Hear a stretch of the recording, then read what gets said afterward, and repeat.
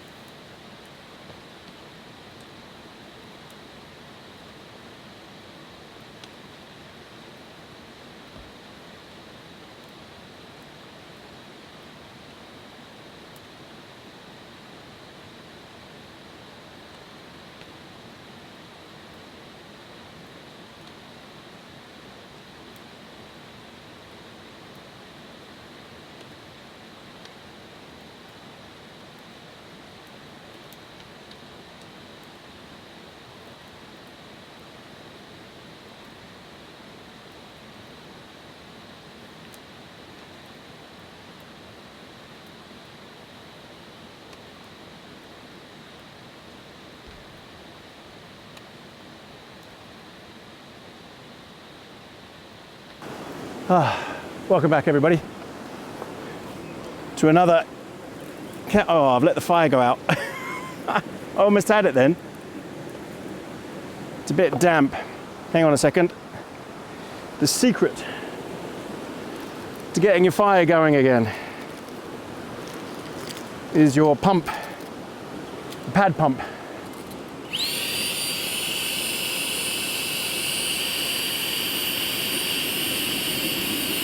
Okay,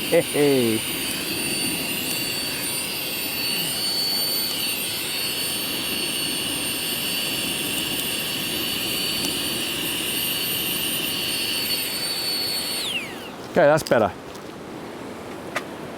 I wasn't paying attention there, and I let my fire go out at the beginning. Well, yeah, welcome back, everybody, to another camping with Tony and Bruce. You don't want this, Bruce. This is fire lighting stuff. Honestly, you don't want it. We are in New Zealand, in the middle of winter. It's June. Sorry, no, it's not. It's the end of July. It's the last week of July. Yep, winter here. Southern hemisphere, it's the opposite to the northern hemisphere. So you're all going through your sweltering summer. In the northern hemisphere, we're going through our winter. I'm by a river, a very loud river, which is why I've had to switch to the microphone, the other microphone. Oh. We're doing a one-night camp with some great food and quite a bit of rain. It was raining. I don't know if you picked it up when I was cutting the wood. It was chucking down. We're right next to the river. You saw me walking up here. You just deal with this.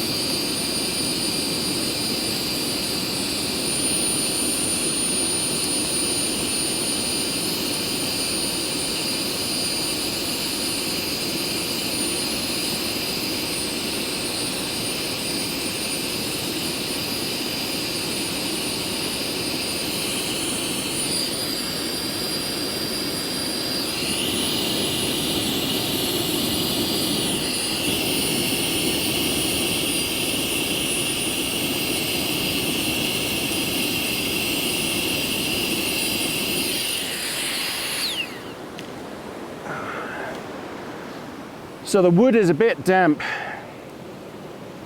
but it's a rainforest. It rains here a lot. So it's slim pickings for really dry wood. And beech wood, which is what this is very hard wood, and it does not like to light. Doesn't matter how many times you split it or whatever. It's just difficult. So what I will do is I'll just boost it a bit with a piece of fat wood that I brought with me. Stick that in there, and hopefully that'll be enough to keep it going. So I've got some nice fat wood here. I'll just slot that into the fire. All right, fingers crossed, that'll do the trick.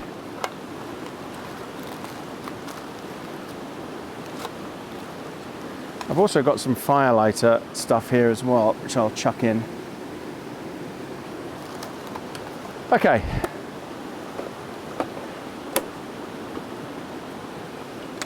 So it's going to be a bit smoky until I get this going. Ha! My trousers are wet. I need this fire cranking so I can dry everything out. Got a bit wet crossing the river. The stream wasn't so bad though. Okay, time for a beer. Thanks again, everyone. Thanks for coming on this. Cheers.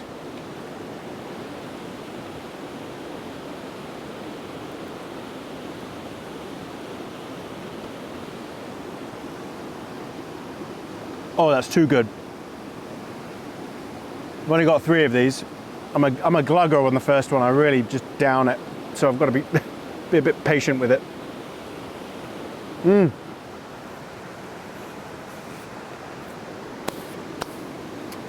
All right. So a couple of things we've got to do is got to get the lights set up. So what time is it now? It's 5 o'clock. What time was it when we started walking up here? 3 something, 3 p.m. So that's taken not too long. Get the tarp and the tent set up. I've got the North Face Storm Break 2 with me. As you can see, I haven't really bothered to peg it down or anything. This is not a windy spot. We've got so much protection directly around us from all of the trees.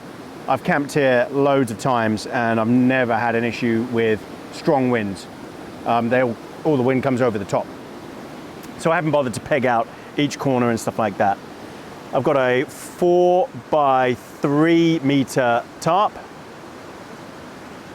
The Flames Creed Tarp. We've got Brucey here, who is waiting. He's waiting for it to get dark, basically, so he can start playing in the shadows. My fire is starting to catch now. This is all good. Progress. Okay, let's put a couple more on here just to dry them out.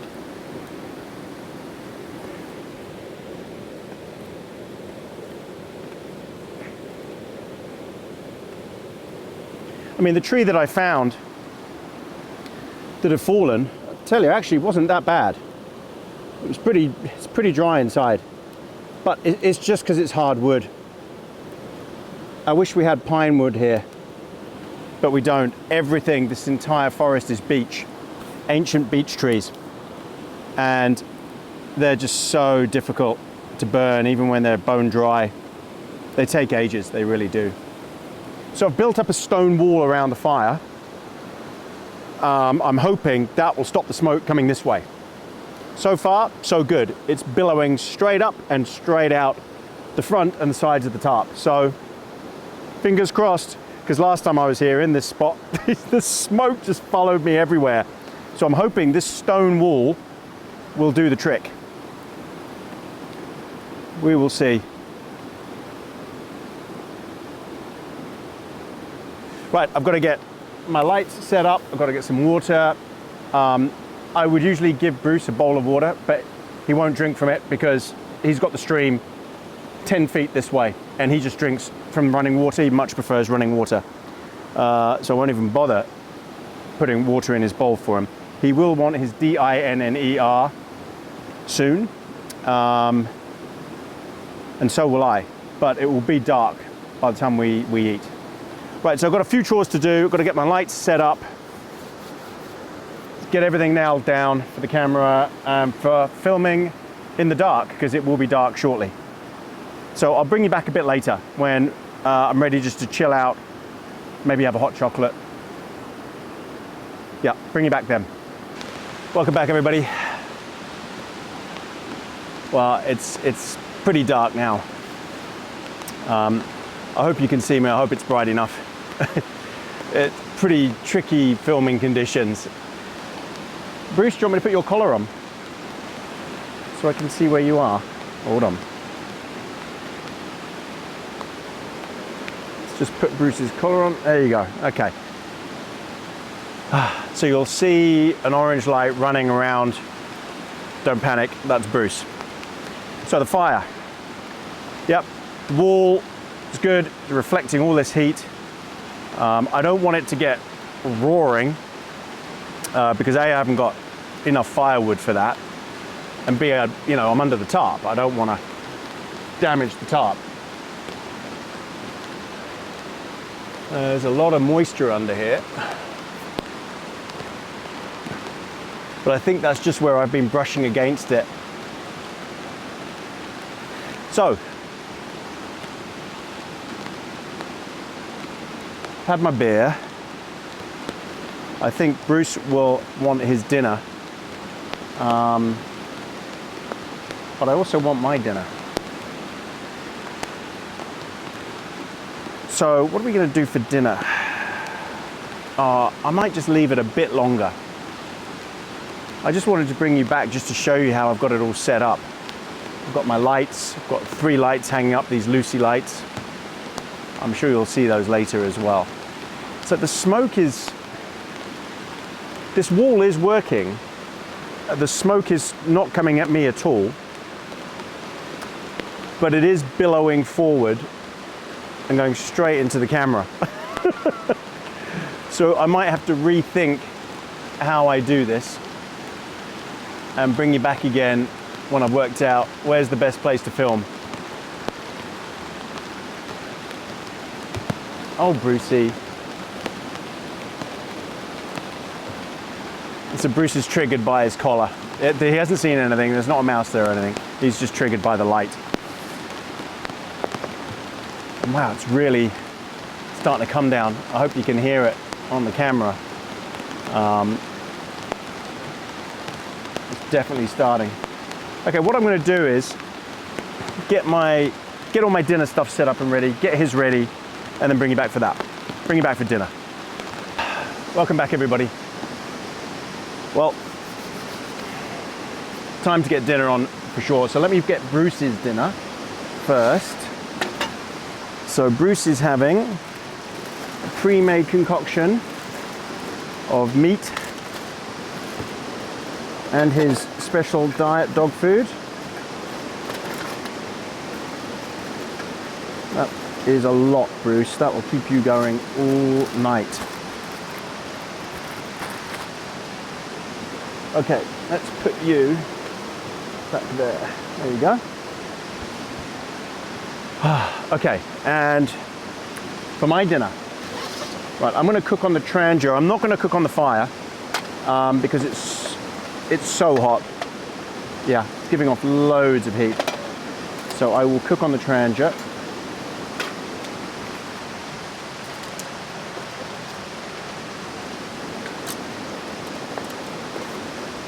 And in case I haven't brought the Trangia out for a long time actually.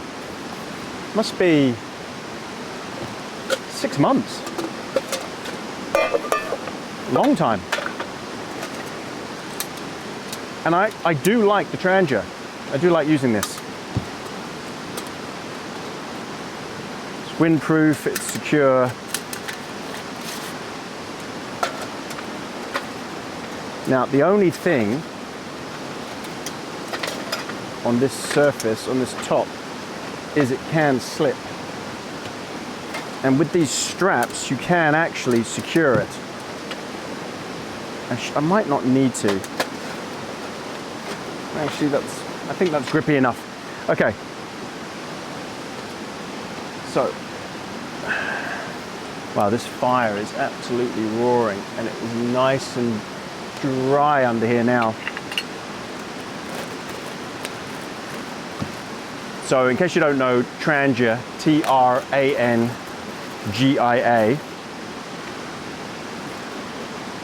this is an alcohol fuel burner. So there's alcohol in there, methylated spirits, not white spirit.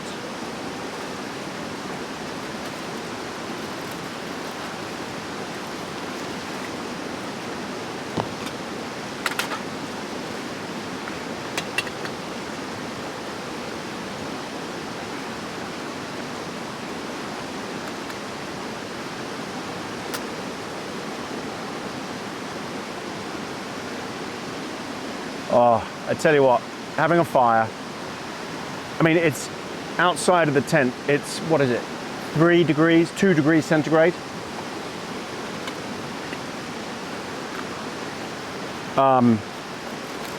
In here it's toasty. I mean, you can still see my breath, but I'm warm, really warm in front of this fire. The trousers are drying out nicely. There's just so much heat coming from here. Okay, so what we've got to do is first, what am I cooking? I am cooking Loaded nachos. Loaded nachos. That's right.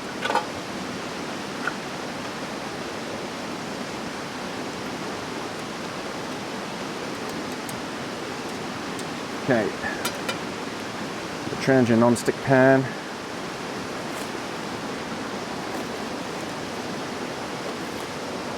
Okay, so we'll just let that come up to temperature, and then I'll put the beef on. I need a few things.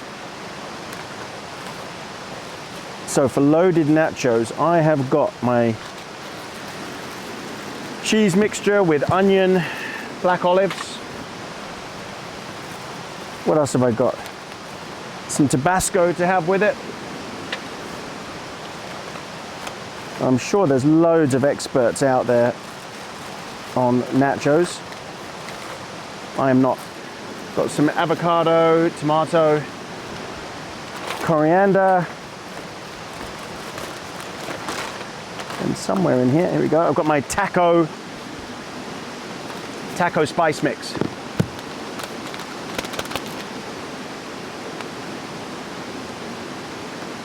As soon as this is up to temperature, shouldn't take too long. It is blooming.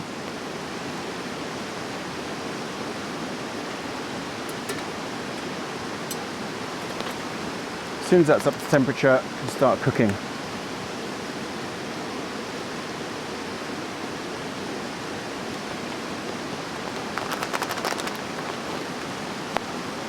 Right, I just need to get some water from the river. Okay. I keep calling it a river. It's actually a stream. And it's actually called the Mole Stream. It's not that big. And the beauty of a stream, this one is, it dies down really quickly again when the rain, like after a few hours of it raining, if it stops, then it dies down really quickly. I'm rambling. Right. Is this hot enough?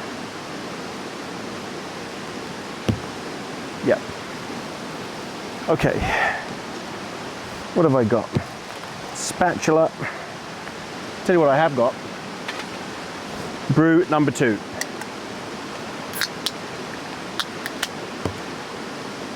Cheers, everybody.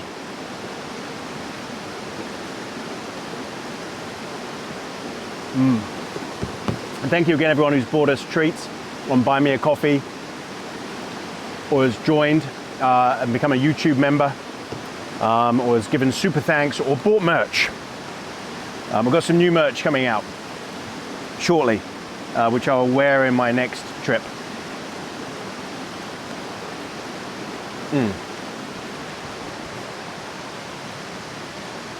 Feels good. That tastes so good. Somebody left a comment saying,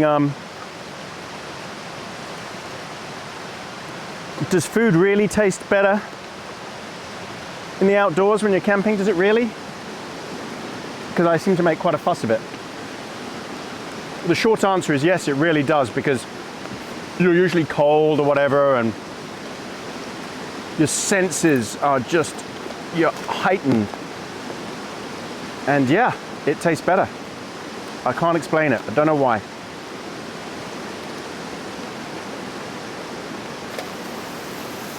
Oh yeah, okay.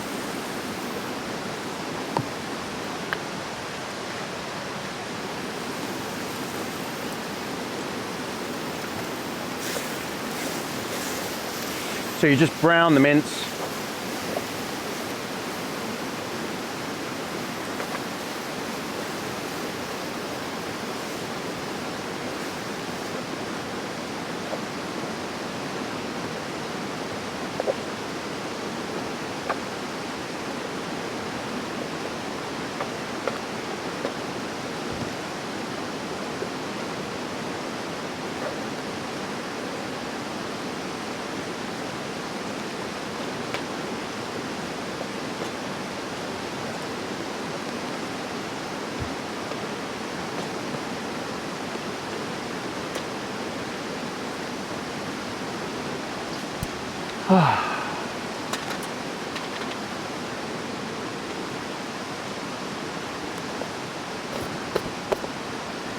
This is the thing with having a fire, is everything dries off. It just does. I don't know if you can hear the rain or see it splashing off the umbrella that's on top of the camera.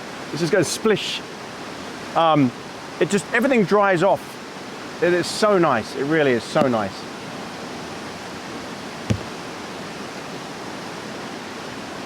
Hey, Brucey. Brucey's hunting.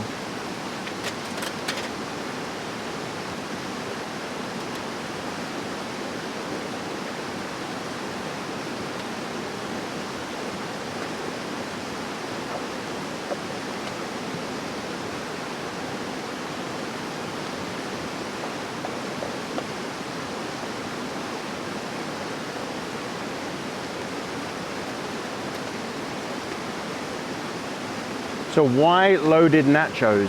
I think I saw Steve Wallace, the OG Hunker Down guy, making them ages ago. And I thought, oh yeah, I love nachos.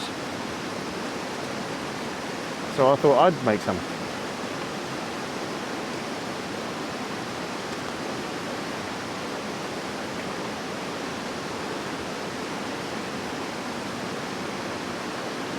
Okay, so far so good with the smoke. It's not coming at me.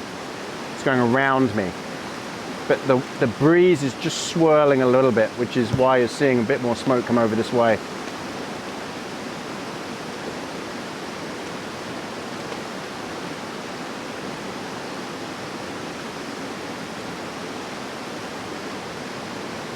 Now with the Trangia, everything takes a little bit longer. Alcohol burner, not as fast as butane. So it's a patient form of cooking. It's quiet and patient.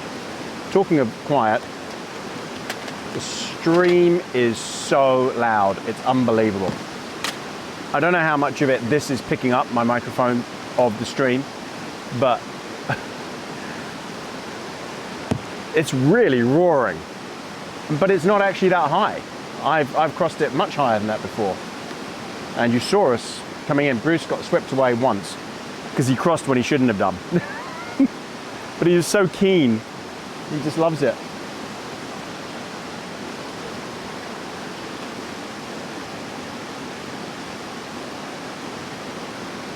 All right. I think the beef is almost ready.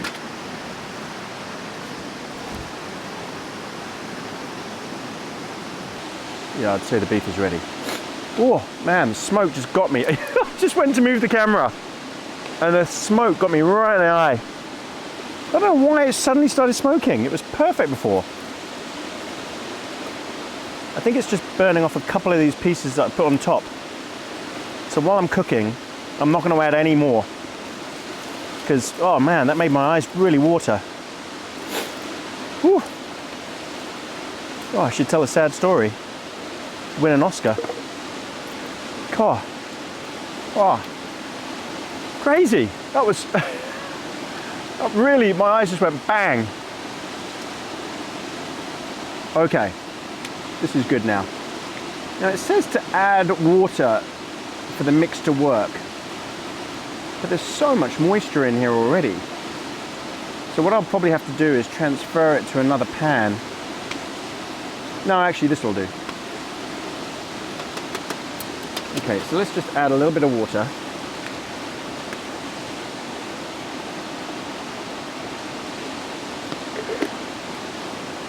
Okay, add the mix. Oh, come on. Typical.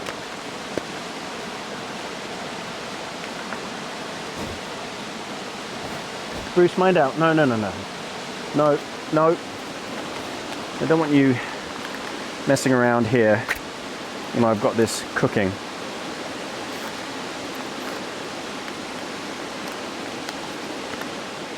Oh wow, that smells amazing.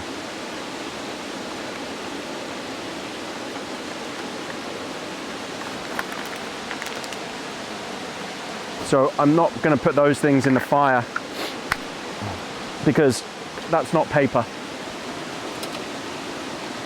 It's sort of foily, and it would. You shouldn't burn that sort of stuff.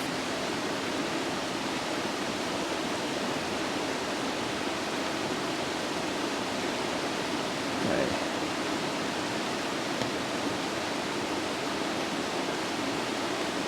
So you've got to cook off all this water, so it's probably going to take about 10 minutes.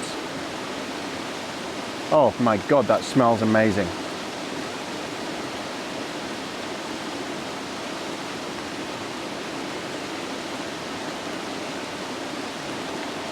Wow, that just smells so good. Right, so now I need to cook off all the water. Keep stirring it. Oh gosh, I can't wait to have this.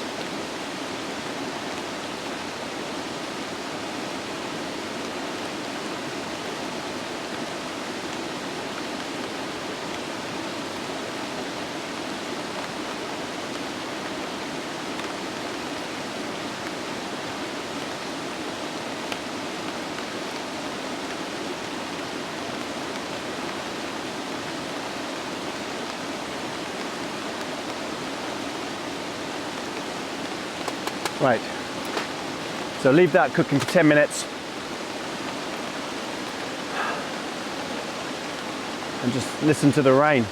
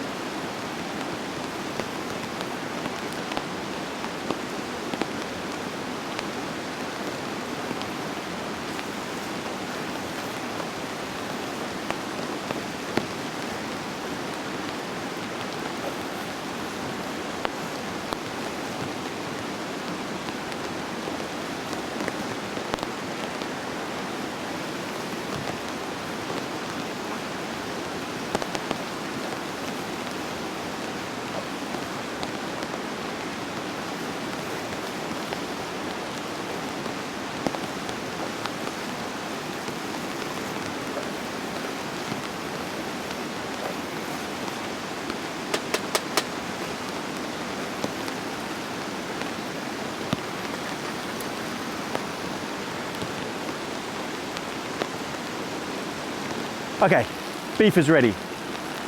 So let's take that off the heat.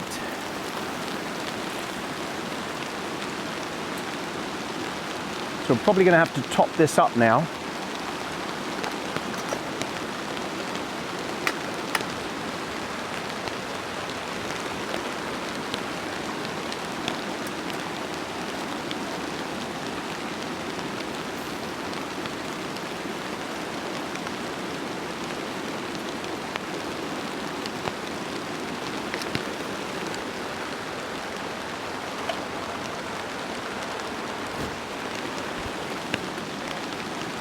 It's really coming down.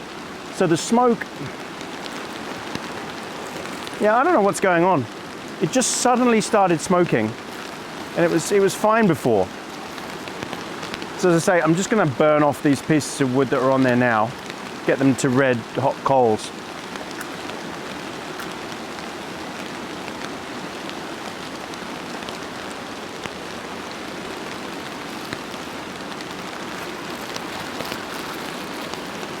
So I don't want to burn the nachos. So do I put the flame on low?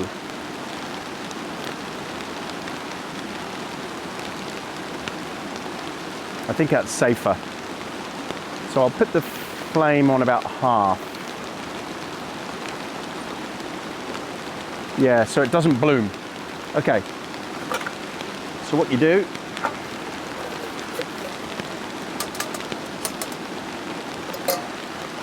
is you layer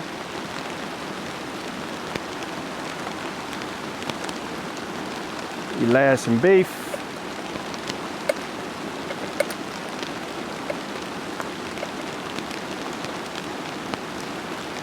there's some nachos. Where are my nachos? There we go.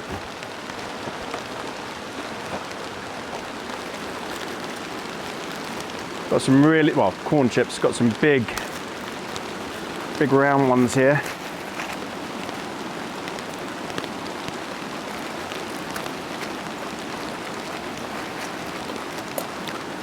Ooh. Yeah, Brucey can have that. Okay, put some, it's in your bowl. No, Bruce, away. In your bowl, Bruce. Look, what's that? Bruce, here. What's in there? No, go away, go on then. He's so confused by the beef on the floor that he wants that instead. Okay, cheese and onion. Put a nice big layer of that on.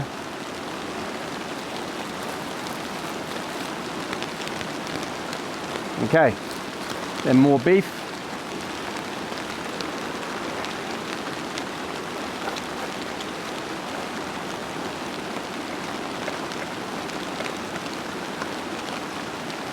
Wow, it's really coming down.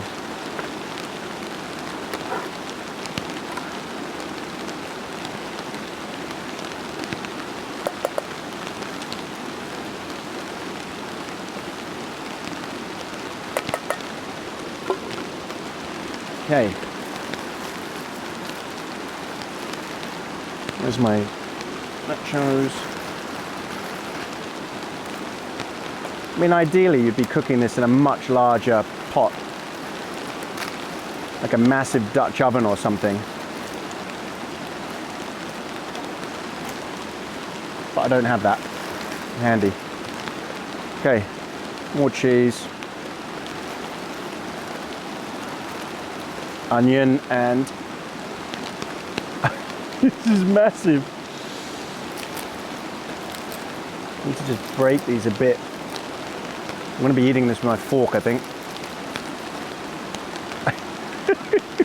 Wow. Okay. A couple more bits on top. Chuck them on. This is a mess. Wow, if this works, it would be a miracle. Bit of beef that's left, tiny bit. Okay, cover that.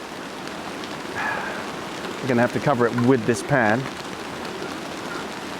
Bruce still hasn't looked in his bowl. Bruce, what's in your bowl? Look. Oh, he's figured it out. There you go, finally. Okay, cover that. And give it 10 minutes. I don't know. Is that gonna work?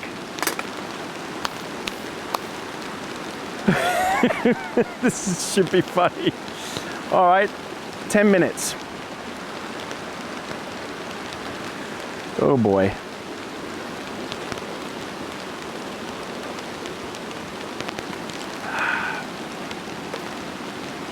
I think it will work. I'm going to be optimistic. Because everything else I do works. Doesn't. How is the smoke finding the camera? Amazing. Let me turn this around a bit so maybe you can actually see what I'm talking about with the fire. Okay, you'll just have to excuse me a bit while I move this. Okay. How's that? Can you see the fire? Yeah, I think you can. So, there's nothing left of it. It's just, I mean, look. It's a bit of, I've got a feeling it's just really damp wood. And that's where that smoke just suddenly came from. which means it's going to smoke again when I put more on in a bit. But that's okay. I just didn't want to do it. I didn't want it smoking while I was cooking. And I need to build the heat up so that the smoke goes straight up and out. It doesn't waft.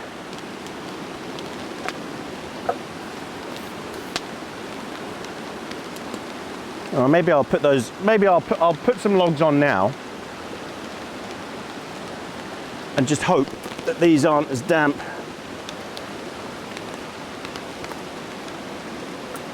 And that the smoke isn't too severe.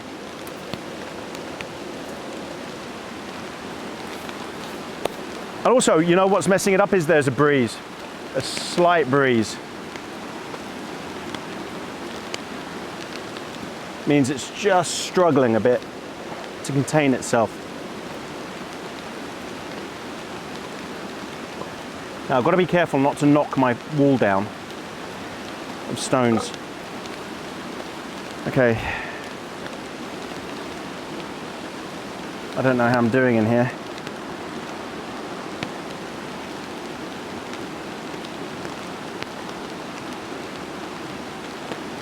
It's warm. I think it needs to be hot.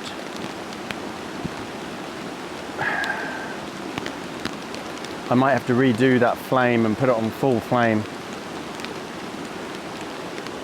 Because there isn't really anything, yeah.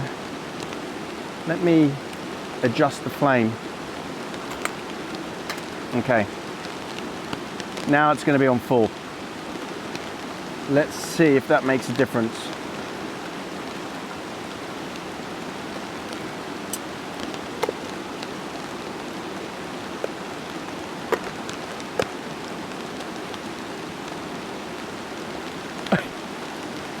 This is amateur hour. I've never actually tried this out in the wild before. So I have no idea. So please don't judge unless you've tried to do it out in camping as well.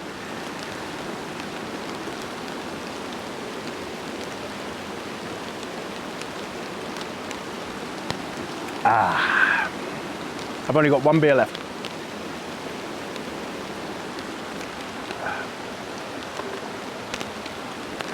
Have that with dinner. Okay, so what's happened is I've put those logs on, and because now they're completely covering the coals, there's no heat coming from the fire. It's suddenly got really cold. And there's a breeze.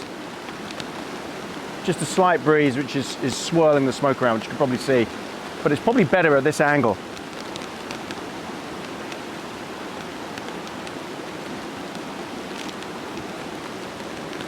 There's heat coming off of the rocks, that's about it. But it is chilly. If it gets much colder, I'll put my jacket on. Bruce is over there triggered by the light.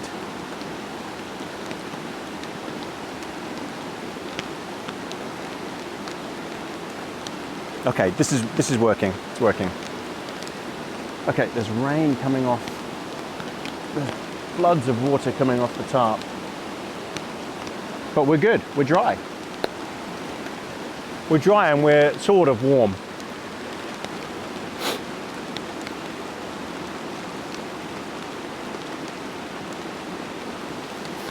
Can you see that? Let me try and zoom in a bit. There you go. It's trying. It's trying to ignite. It's not far off.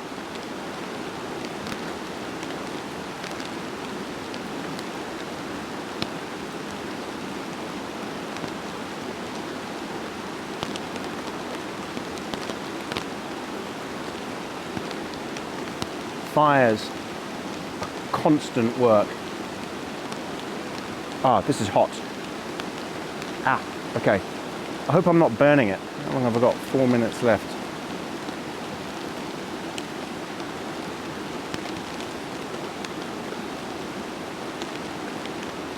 Do I have a peak?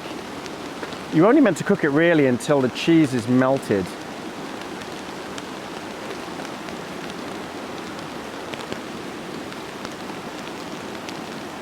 And it is melting. I'd say, gosh, that smells good. Oh, it smells so good. I'm gonna give it 2 more minutes. 2 more minutes, okay. Because all I'm trying to do is get the cheese to melt, that's it.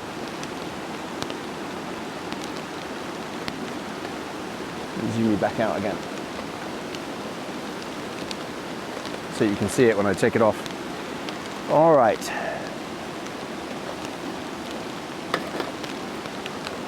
I think we're almost there.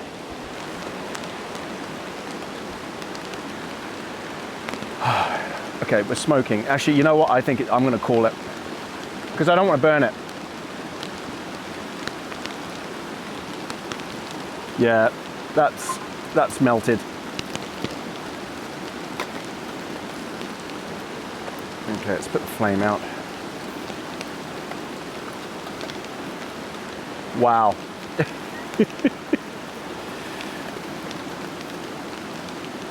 So how am I going to attack this? I'm going to leave it in the pan. There's no point plating up.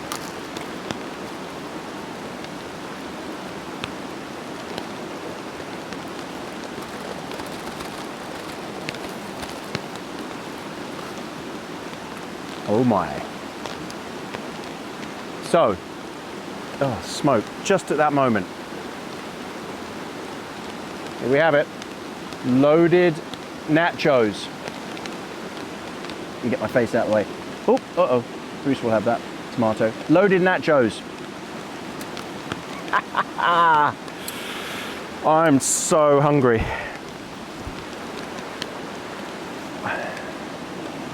Can I dig down and find some cheese here?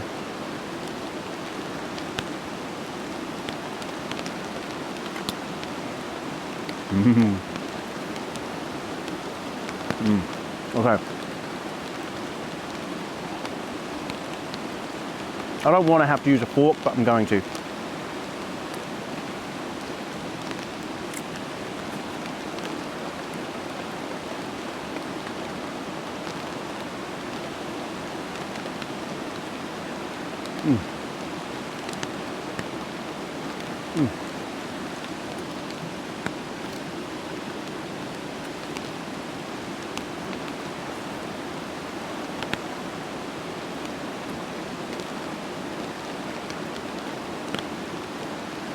Oh my.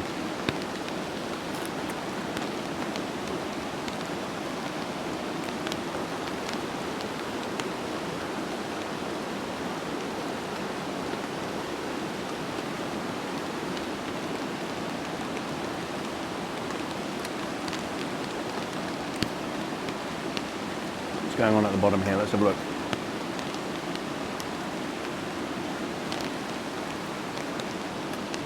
Oh, it's hot. Wow, it's really hot at the bottom. Okay. Woo-hoo. I think I need to move closer to my table.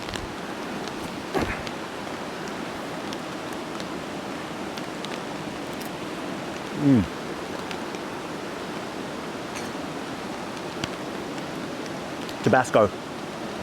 It's missing Tabasco.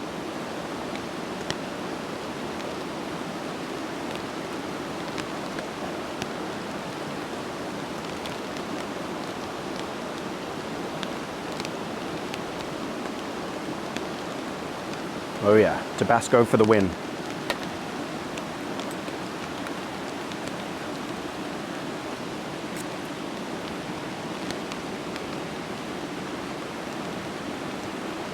Wow.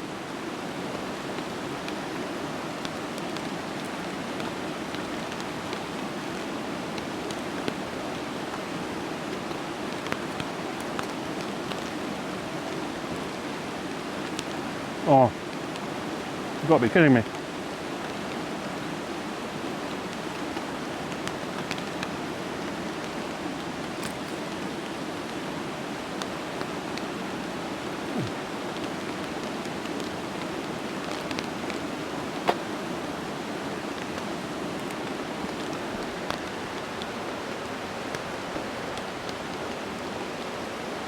Oh, that could be one of the best things I've ever cooked at camp. Thank you, Steve Wallace, for doing that.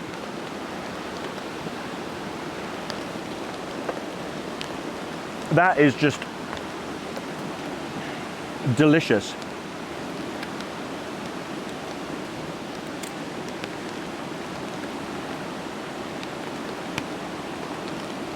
Just everything. The olives, the onion, the coriander, or cilantro for my American viewers.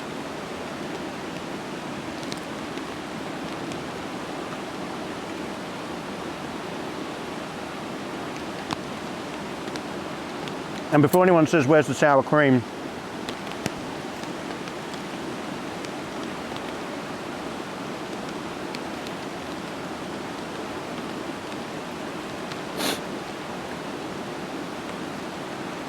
I'm just not a big fan.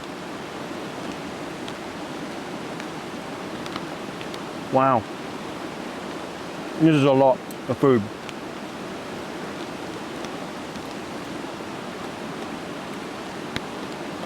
I'm gonna be here all night. It's so good.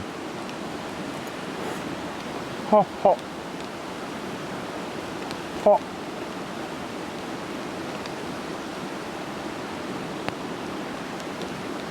Oh.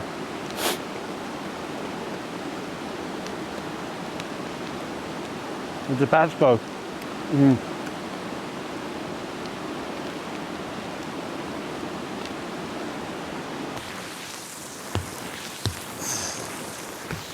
Welcome back, everybody. It is absolutely chucking down. And it's cigar time. So I'm going to put a hot chocolate on. I've got there's a river coming underneath me here. River of water. Yeah, Brucey, there's nothing for you. No, you've had loads already.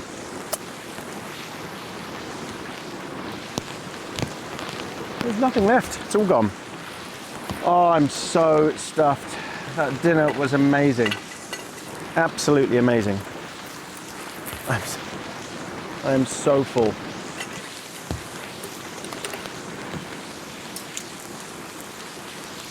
Oh, I can't believe I ate all that.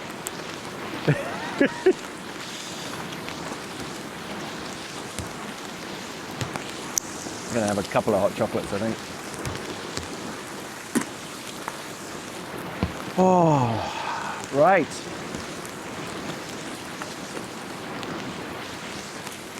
Let that do its thing.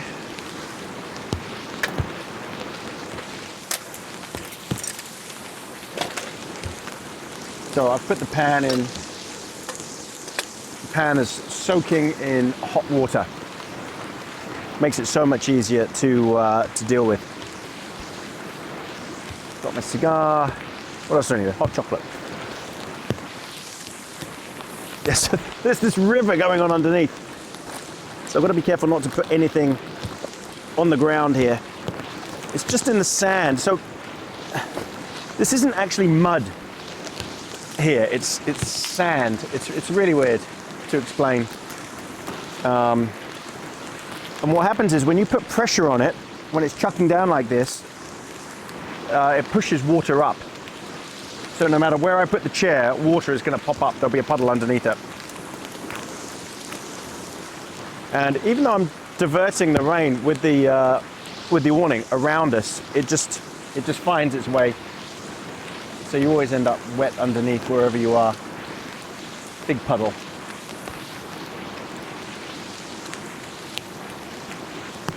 Ah, okay, cigar time. I'm ready for this. I got a little bit cold dealing with the fire because it just wasn't cranky enough. But now it's just giving off so much heat. It's excellent. And not much smoke. at all because I've got it hot enough. Perseverance, got to persevere. So what do you think of my setup? It's amazing. It's middle of winter. As I said, it's like now it's like 1 degree centigrade. Chucking with rain.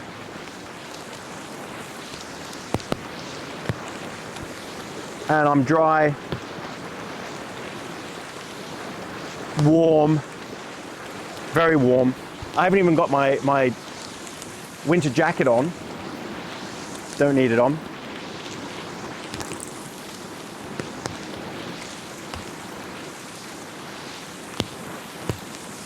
So we got a, oh, I can't even remember what this is, Romeo Julieta Casadores. So these are the ones that go out a lot, and I inquired. It's a common problem with this particular cigar. So it's the only cigar I've seen that comes in a foil wrapped. And I guess they've got problems with it, with this outer leaf being too waxy. It's rolled so tight, so it goes out a lot. Very difficult to keep it alight. It's particular with this cigar, particular issue. But that's okay, because it tastes good.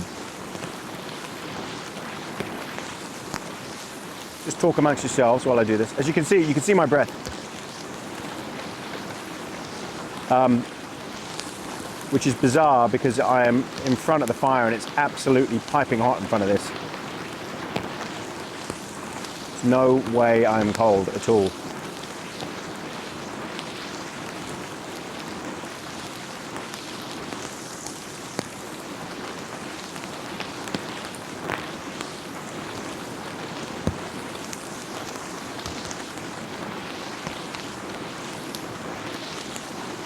Such a tight draw. Not sure what Romeo and Julieta did there to make that mistake. I think it is a mistake.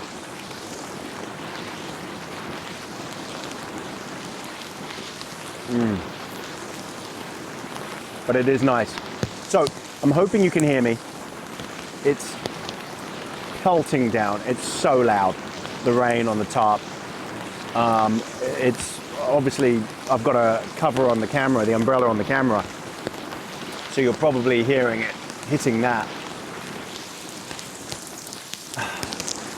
Yeah, it's just really coming down. But it's beautiful here. So cigar time, what is there to talk about? What's been happening? Okay, so no ranting this time, no politics. Fun stuff. Fun stuff, because we need fun stuff. Formula One, so sports, Formula One. Mercedes, looks like maybe they're coming back. Who knows? Lewis Hamilton just came second. George Russell came third.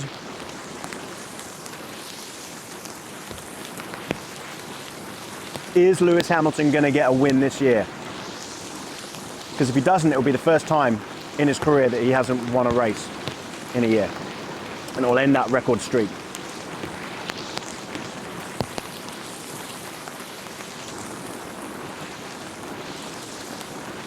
So what do you all think? If you follow Formula One, do you think Lewis Hamilton can do it?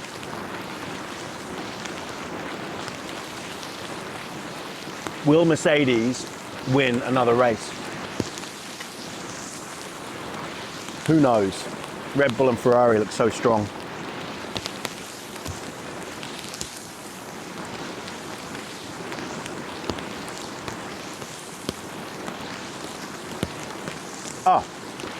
So something that I didn't talk about when it actually happened, and I don't know why. I completely forgot, but I'll bring it up now, even though it was confirmed a couple of months ago. Tom Brady has come out of retirement. It must have been the shortest retirement ever. Shorter even than Michael Jordan's retirement or anyone else's. I mean, what was it? A month, couple of months, 3 months? And he's going back to, Tampa Bay for the Buccaneers. And I see they've got some new receivers as well. So that will be exciting to see Tom Brady back. Like him or loathe him, watching records being broken, I find that really exciting. I just love it. I like to be alive when records are being broken. I just enjoy it. And Tom Brady, come on, the stats say that he's the GOAT, so he is the GOAT. And I find it more exciting to watch when he's playing. Just like golf, I find it much more exciting to watch when Tiger is actually playing and competing, you know, as in he's got a chance. Not that we've seen that for a while now. I don't know if anyone saw the Open, and Tiger didn't make the cut, and he got a standing ovation. Well, everyone's standing anyway, but all the way down the 18th, he looked very emotional, very sad, wiping away tears. I hope it's not the end of his career. I'd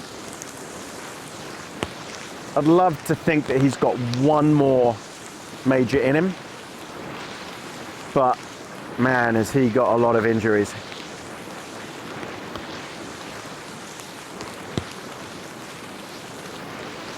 I just don't know how much pain he's playing through and whether he can do it. I don't know. We'll see. Fingers crossed. Fingers crossed. Yeah, no rants this time. I know a lot of you love the rants, but I'm having a rant-free... I'm just looking at the puddle. I'm having a rant-free camping trip, this one. TV shows that I've been watching. First one is on Apple TV, Loot, L-O-O-T. I guess it's sort of not a piss take, but a comparison to Jeff Bezos and his wife getting divorced. And so in Loot, she ends up, I think, with $83 billion in the divorce settlement. Because he'd been fooling around with his secretary, his assistant. And she's got no clue about real life. And she gets into her charities that she didn't even know she owned. And that's where she starts learning more about real life. And I thought it was quite funny. It's still on Loot.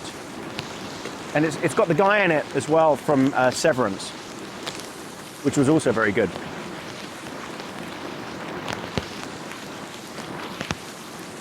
There's so many. Another one, it's Apple, it's Blackbird. Really good. With Taron Egerton, where he's a convicted drug runner, I guess. And he has to do a deal with the FBI to get out of prison. He's got like 20 years in prison or something, 25 years. So he has to do a deal to get out. And the deal is he has to get someone to talk where the victims are. Very good. Blackbird. I really recommend that. I think there's only 3 episodes so far. Oh, what else did I watch that was on Netflix? Oh, The Grey Man.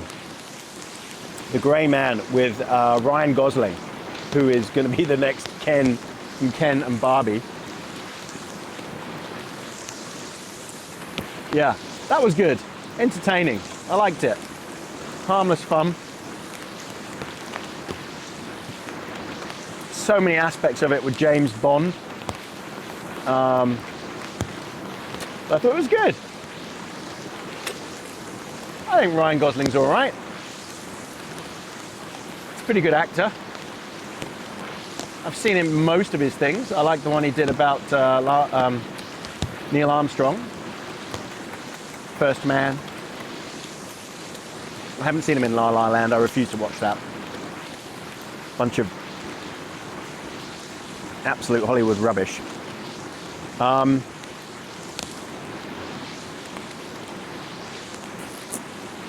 Yeah, I think that was it. You know what? I made notes. So, Q&A. So, commenting on comments that I get, questions sometimes, or statements or whatever in the comments section.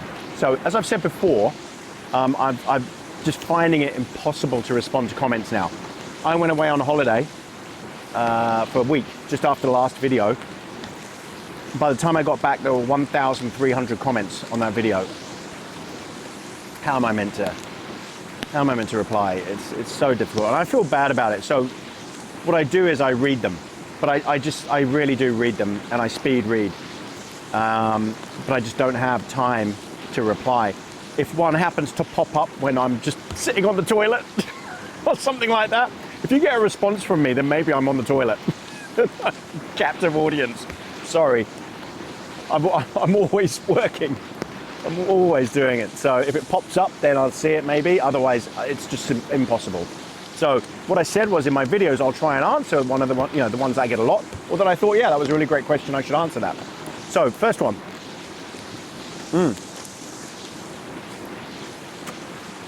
My old videos. So I think a lot of you don't realize, obviously I've been doing this a while now, a year and a half, and I must have 50, 60, I don't know, 70 videos, maybe 50, something like that. And what I did was I made a playlist of them in chronological order from first to last. So if you really want to go back and look at some other adventures, and when we started out, and some more of the more brutal trips, because I guarantee most of you will have missed quite a few of the videos, because I release one every either week or every 2 weeks, roughly. Go back, look at that playlist. Now, if you're struggling to use YouTube because you don't really know how to use it properly, you have to go to my channel. And from there, you will see my playlists. And it will be chronological order, it's called. Or you can just go to uploads. And when you go to uploads, it will show you in the order that I've uploaded them, reversed. So you can just go down, and any you see that you don't recognize, go ahead and watch them. Yeah, there's loads there. So that's my library of videos for everyone to watch.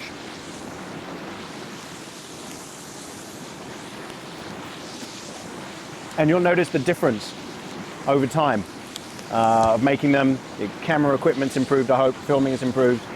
Yeah, hopefully I've learned a lot from doing them. Okay, my last video, you saw me crossing the river in the truck, and the drone was filming me. And I got a lot of questions. How did I drive and film myself at the same time? That's a great question.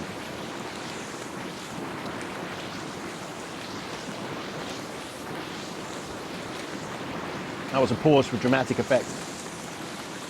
So the drone that I have is the DJI Mini Pro 3. And that has a mode on it to follow. And what it will do is, on the screen, I highlight the truck, draw a square around the truck, click active track, and the drone will then follow, and I don't have to do anything. I just drive and focus on what I'm doing, and the drone will follow. And it will move out of the way of trees to a degree.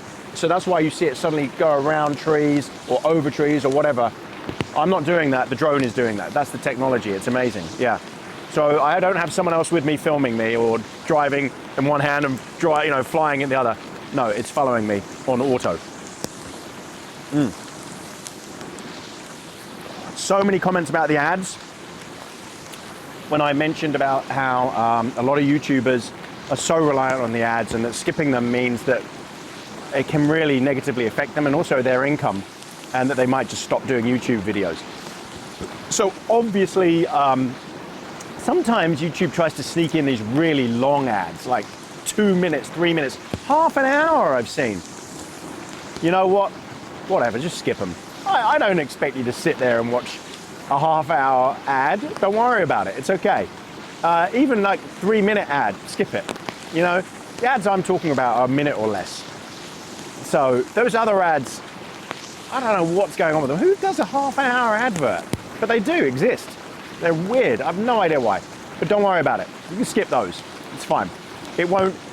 It's just if you skip all ads all the time, constantly hit skip, skip, skip, then the algorithm does its part, and also the creator just doesn't make as much money. And you're talking about peanuts, by the way.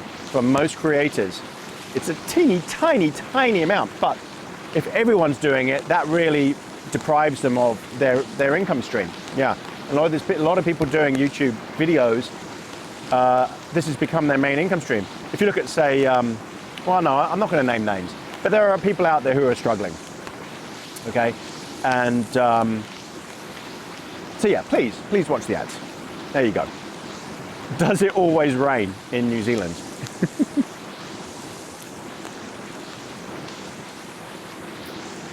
Well, it's raining now.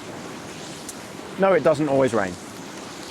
New Zealand, Aotearoa, I butchered that. It's the Maori word for it. Land of the long white cloud. Does get a lot of rain. It does. But I tend to track where it might be raining in the country, and then I drive to it, sometimes for hours. So for this spot here, it's 3 hours. And this is like a rainforest. So yeah, I deliberately go to those spots because I like camping in the rain. I like the sound of it. I like showing you how to deal with it and to show you that you can camp in the rain and the cold and still be comfortable. Still have a good time, still be warm, and enjoy yourself, yeah.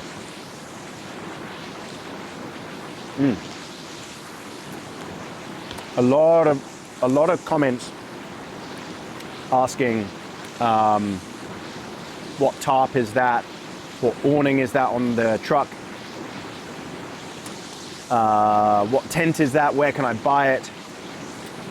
So if you see stuff in my video that I've made a point of featuring or pointing out, then chances are I've put a link to it in the description where you can buy it. Most of the time it's an affiliate link on Amazon, or it's just wherever you can buy it. And I don't get a cut from those other things. The affiliate link, I get such a teeny tiny percentage that honestly, it's not that significant. But I usually put in the description what those things are called and where you can get them. Or even in the video, I will have mentioned it. And I know that there are a lot of questions about the awning on the truck. And it is in the description. But it's the Iron Man 4x4 awning. I think it's XTR, something like that. But again, it was in the description. This is a good question. What do I do with all the tents and gear that I have? It's a good question. I'm getting cold now. This fire is gonna, so you're gonna have to excuse me, it's gonna get a bit smoky now because I'm gonna start putting more wood on. What do I do with all the tents? Because I have a lot. They're all sitting in the storeroom at home.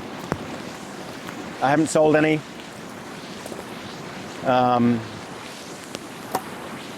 But I might have to because I'm running out of space. And a lot of the time, I might decide, you know, I don't like the tent. So why would I use it again? So, yeah. I still haven't worked out what to do about that, all my gear. Probably sell them, or I saw that there are some charities that will take them, homeless charities, and also like scouts, Cub Scouts, Girl Guides, those sorts of things.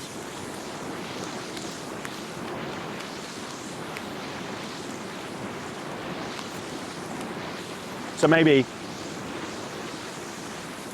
I'll start either giving them away to charity or sell them. Some of the more expensive stuff, I don't know.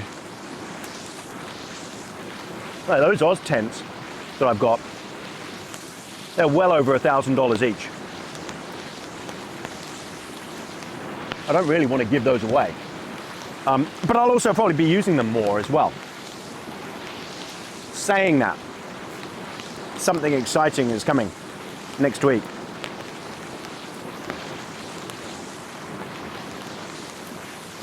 My most expensive purchase yet for tent gear. Oh, you know what? You're getting smoked out. Let me just move you. Oh, yuck. Oh, that didn't go well. I just got soaked. Oh. There. Is that better?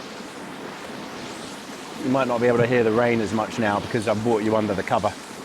Yeah, very expensive piece of gear. The most expensive piece of gear I think I've ever bought.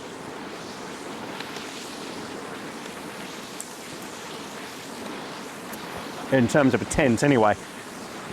I have bought a rooftop tent to go on the truck. And it's a hard shell. And it just pops up. And that's it. 30 seconds. A breeze just came through. I might have to put my jacket on soon because the temperature is dropping so much. Yeah, so 30 seconds to set it up and put it down. You can keep your bedding in there. It's just a matter of climbing up the ladder, getting in the tent. I've never been so excited about a tent because this could be a game changer for me. And let me explain. Right now, I get a little bit put off the idea of doing multi-day trips filming for YouTube. The reason for that is that the gear, you can't keep packing down and, you know, unpacking and putting up wet gear, tents that are soaking wet, folding all up, putting all back and putting it all in the truck, tons and tons of stuff, your bedding, everything, each time. That's a bit of a chore, I'll tell you that right now. It's a chore. It's not fun. I don't enjoy that bit at all, packing up. But what I want to do is travel around New Zealand, multi-nights, multi-stops, and film for YouTube, for you guys, and put those videos out. So the idea of, so I can't sleep in the truck, it's not big enough. The Ford Ranger isn't big enough, I can't fit in the back of that at all. I think even if I lay diagonally, I can't fit. And it would just be uncomfortable, yeah. So the idea being with the roof tent is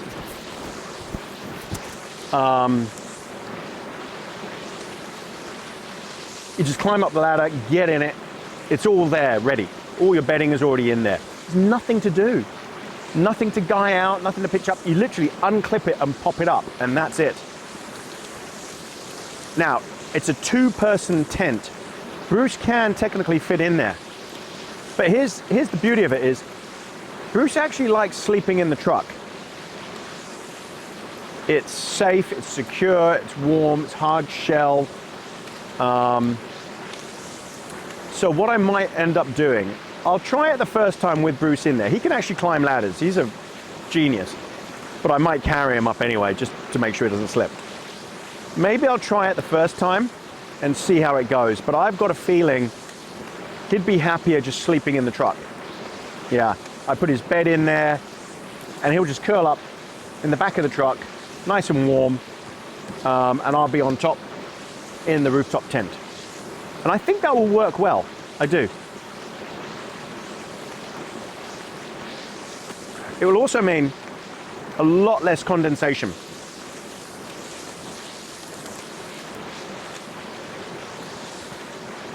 Because 90% of the time, 95% of the time, Bruce is wet when he comes to bed. Did you hear your name, Brucey? Bruce. Hey, come here. Did you hear your name? We're talking about you. I don't know if you can see him. He's just below me. He's soaking wet because he's gone out in the rain and he keeps just staying out in the rain. This is what Bruce does. So yeah, so 90% of the time, he's looking for scraps. Bruce is soaking wet. He's underneath me. Can you see him? Under here? He's underneath me trying to find scraps. Bruce, you're lying in the puddle. No, come on, out, out, out, out. You're lying in the puddle. Go on, out you go. See, he doesn't care about rain. He doesn't care about water. He loves it. Yeah, so that's a big problem in a tent because of the condensation. And with him breathing as well and just being soaking wet, even if I towel dry him, he's still going to be damp. It just all lines the tent and it's a nightmare. As you'll see probably tonight, the inside of this will be soaked by the morning.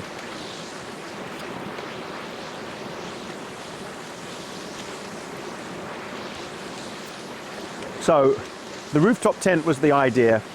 There are lots of types, canvas types. And then I wanted the easiest solution possible with the best built materials, highest quality. So I hunted around and I found one in New Zealand that's made in New Zealand. Unfortunately, I think they only sell them in New Zealand, Australia and Japan. I don't think they sell them in the US, unless someone's going to come along. Wow, the fire is absolutely roaring. Bruce, what are you doing? He's digging a hole with his nose. You've got to see this fire. It's amazing. Let me bring you around. Find out, Brucey. Find out. Good boy. Look at that. Lovely fire. Where was I? Yeah, so unless some entrepreneur in the States decides to import the tents, then you probably won't be able to get them in America. You'd have to import them, pay for the fees, and the tent is really expensive.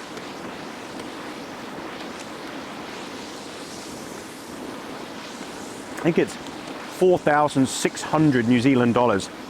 I'll put on the screen what that is in US dollars.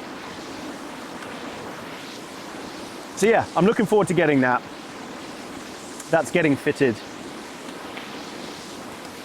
next week.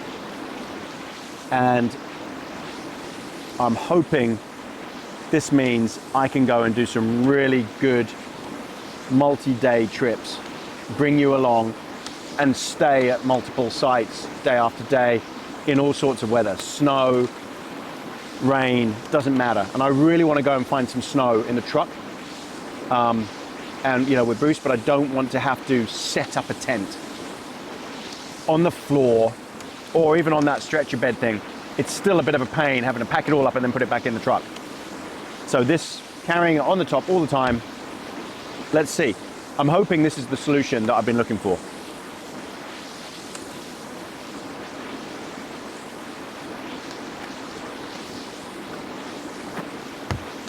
And if it works, excellent. And there are cheaper ones out there than that. You don't have to spend all that money. It's just that if I was going to do it, then I was going to try and buy the best that I could find. Yeah.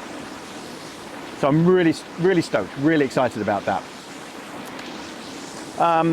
Other news, we've hit 125,000 subscribers. Amazing. Thank you all so much. It's superb. Thank you so much. And please, if you haven't subscribed, just check and subscribe, because it means a lot.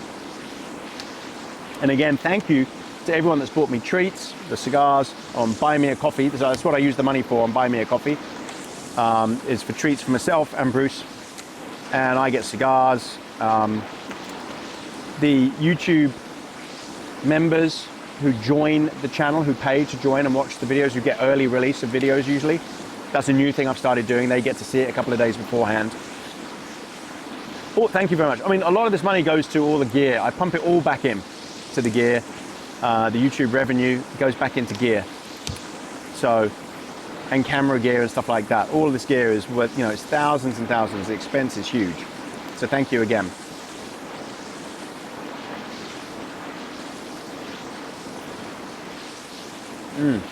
And one final thing. Actually, I've managed to keep this alight. It's a miracle. First time ever. One final thing. Oh no, two things, sorry. Two things. I want to give a shout out. And he doesn't know I'm doing this. So I'm going to give a shout out to one of Brandon's. My son is Brandon. My wife is Anne, my son is Brandon.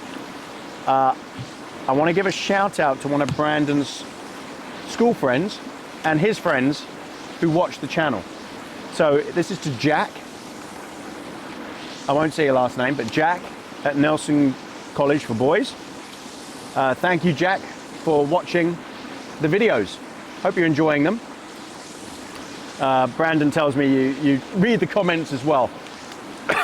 So I really appreciate that. And I think, so Jack was Brandon's Yeah, I think Jack was boarding at Nelson College for Boys at the same time as Brandon, when Brandon started as well. So known him a long time. And yeah, it's kind of cool that he's watching my videos. So thank you very much, even though Brandon doesn't watch the videos. Yeah, thanks Brandon. He would if he was in them.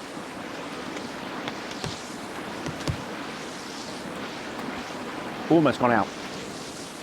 He'll watch this one because Jack will tell him that I've mentioned him. So my son Brandon is 17 years old.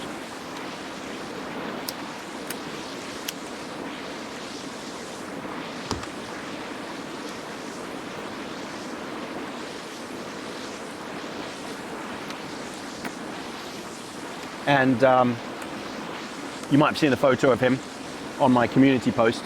And he was also in my live stream where I reached 100,000 subs.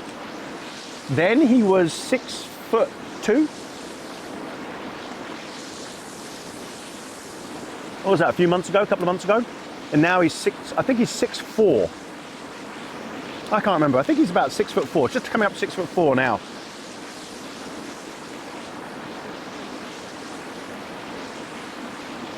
So he looks down on me, towers over me.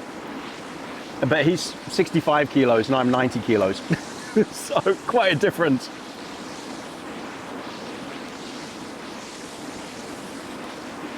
I think we need to get another hot chocolate on. So yeah, thank you Jack for watching. Much appreciated. Did anyone see what I did with my matches?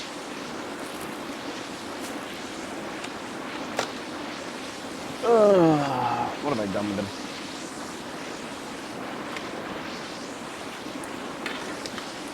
I could light it with a lighter, but I'm going to singe my hairs. Ow. Yep. Thought that would happen.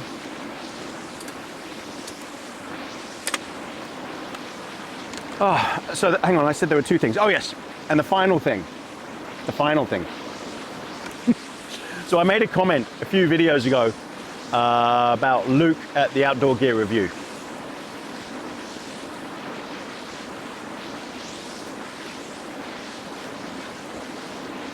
Nice comments. So I followed Luke for a long time, and we also chat. We do chat. We message. And as I've always said, Luke is the OG. He for outdoor gear, he is the man, honestly. So all these questions I get about what tent should I use to do this, to do that, don't ask me, ask Luke, because he's got so much experience and his channel is fantastic. Anyway, I made a joke. I said, oh, but his music is awful. Because I knew he'd watch it or hear about it. Anyway, he sent me a message. Like, dude, you won't believe it. People are emailing me to grass you up, to say that you insulted his music choice. And he was laughing.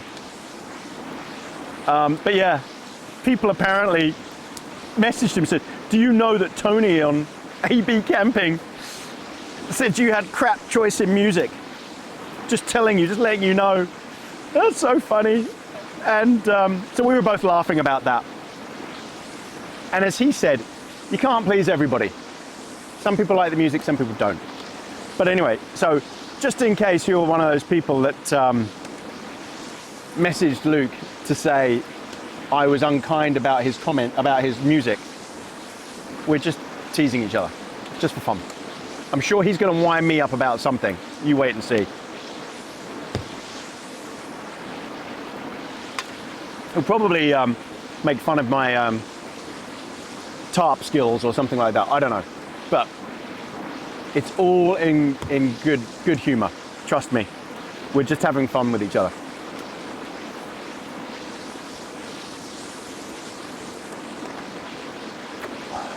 So the setup, brilliant setup.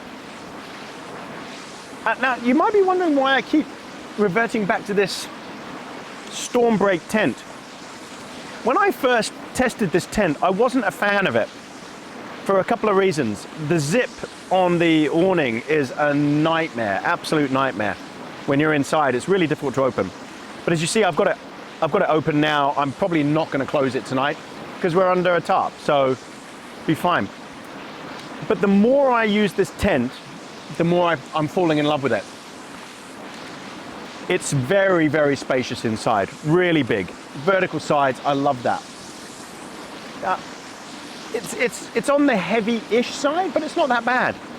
The pegs it comes with are awful.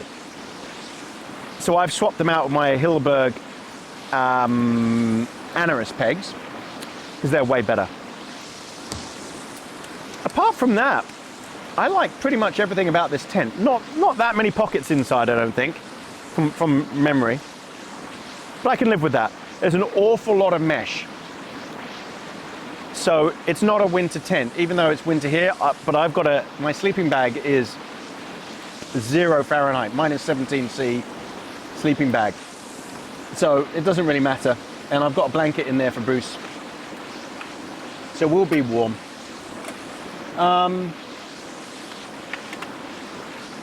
So yeah, this North Face Stormbreak 2, I'm actually falling in love with it. I still don't know how it would cope in a really big storm. It is called Stormbreak, but I think it would be okay. Just, you know, from what I've seen so far, I think it would be all right. And I've used it a few times now. And I do always use it under a tarp. But one side of it is exposed on the other side. And I've done that before as well. And it didn't leak. And I have tested it at home and it didn't leak when I just showered it with a hose for ages and it didn't leak. So I think this is my favorite, just go-to quick, easy tent. Yeah. I mean, I love my Hilleberg Una. I really do. The only downside to the Una is there's no vestibule.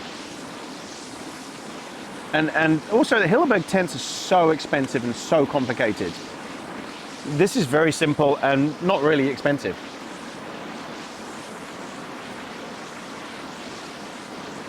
It's a good looking tent.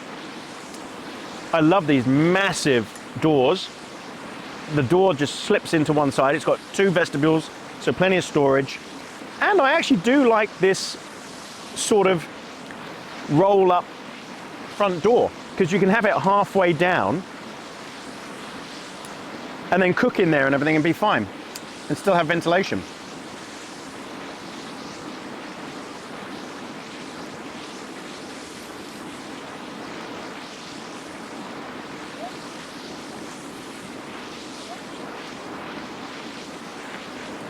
Saying all that, it is a breezy tent. Some would say, well, that means it's good ventilation. I don't know. There are no vents on the exterior of this tent at all.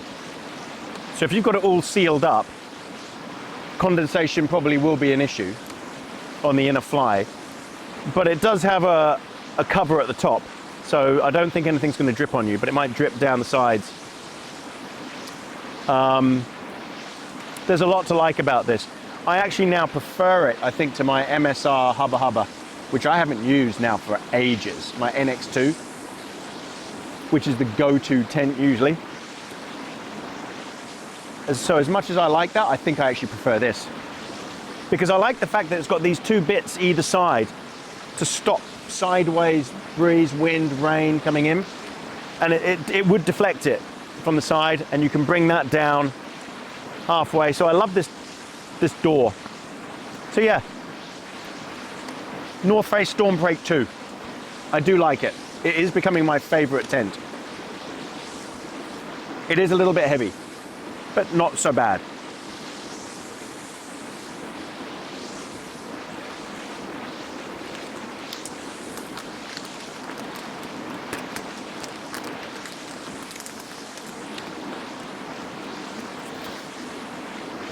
And I've got so many tents. Oh my God, I've got so many tents.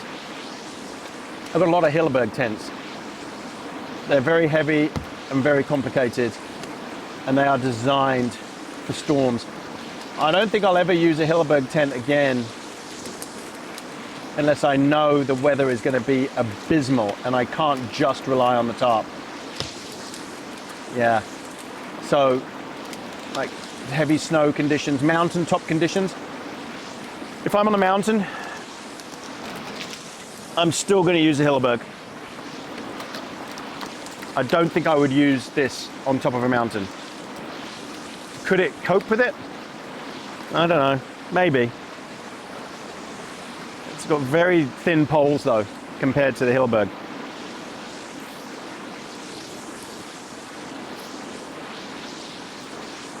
But for everyday wild camping, campgrounds, non-extreme weather, where, you know, wind isn't really going to be a problem and you're not going to get snow because this is not a 4-season tent, I think you can't go wrong with this. Tarp, I think the Chinese still make the best tarps.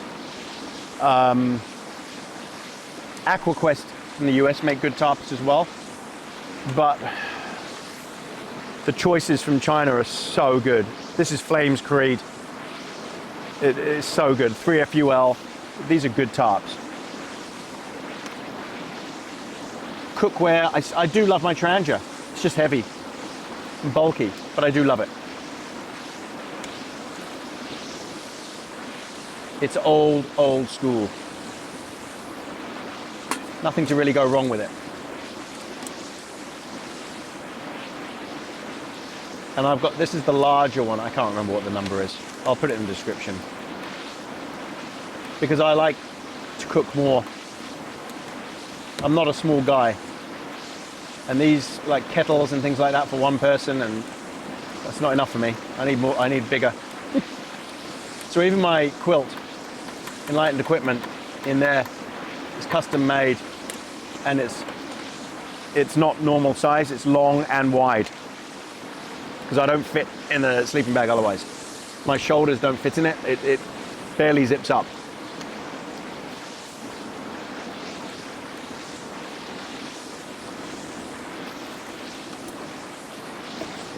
So yeah, as I said, I'm 90 kilos, just 6 foot. So I do need bigger gear. Like my camouflage jacket, you'll see that in the morning because I'm not gonna have a fire in the morning. That's large, extra large as well.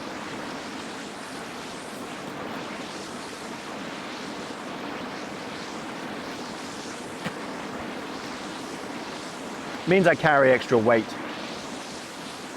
but I want the comfort. I don't want to be uncomfortable when I'm out camping. All right, everybody, I think,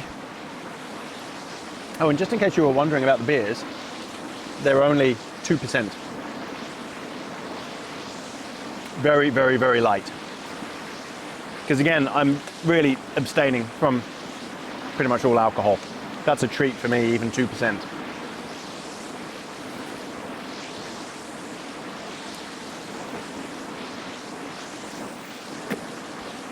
And when I do have a drink again, as I said, I've got a beautiful bottle of whiskey from New Zealand, from Corey of Sea West Camping, who I think is coming back to do some camps. We should be seeing some videos from him soon, I hope.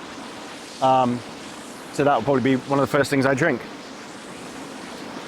All right, everybody, I'm gonna just chill in front of this fire. It's giving off so much heat, it's lovely. And the rocks, the wall has worked really well.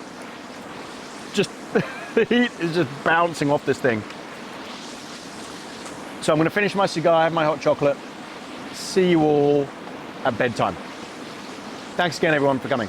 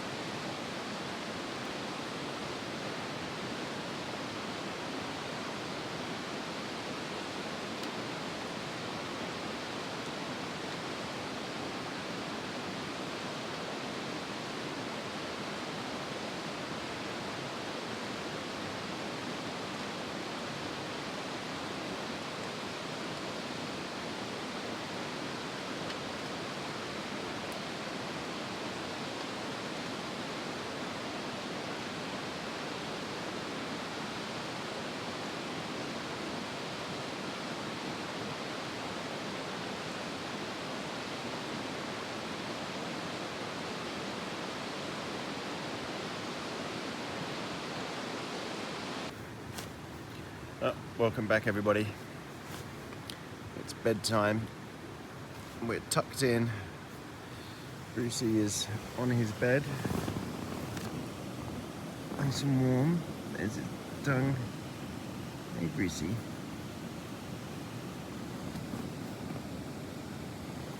So he's just going to preen himself for about an hour now, cleaning himself. He is just so warm under here already. On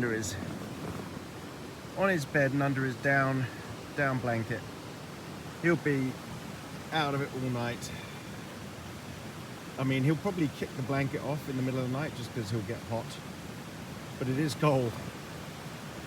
It's only a couple of degrees, so it's cold for me, but not for him. Yeah. Right. Well, it's that time. I'm tired. Now it's getting chilly, really cold. It's amazing when the fire's out and come to bed and it's just like, oh,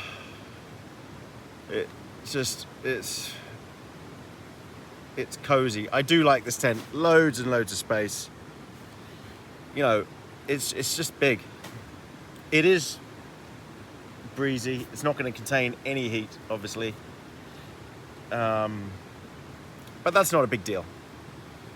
I've got, hopefully I'll be warm enough in my sleeping bag. All right, everybody. See you in the morning for breakfast. Good night, everybody.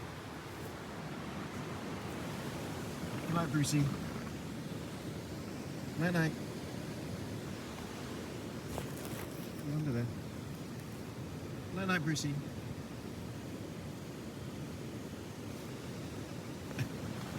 Bye, everybody. Morning, Brucey. There he is. Morning. Morning, Brucey. Hello. Oh, morning. Oh, you're dry and lovely and warm. Oh, let me just wipe the camera. Hold on. Stay there. Yeah, is that better? Morning. Camera's struggling. Oh, what's it like out there? Raining. Time to get up, I think.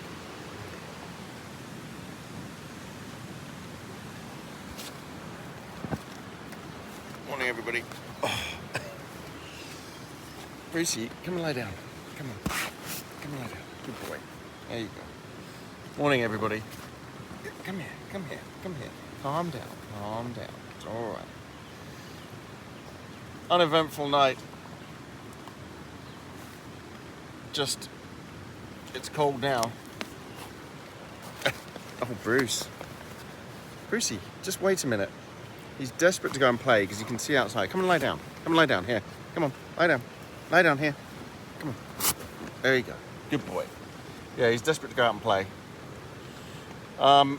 It's raining. It's been raining for the last few hours. Actually, condensation wasn't an issue. No, because I've got the whole front open, that's why. But it's raining now. Well, it's warm. Very warm. As I should be in this sleeping bag, which is rated for way colder. Right, I think it's time to get up. Get a coffee on. And let him go and play and pee-pee and all the things he needs to do. I'll bring you back for coffees.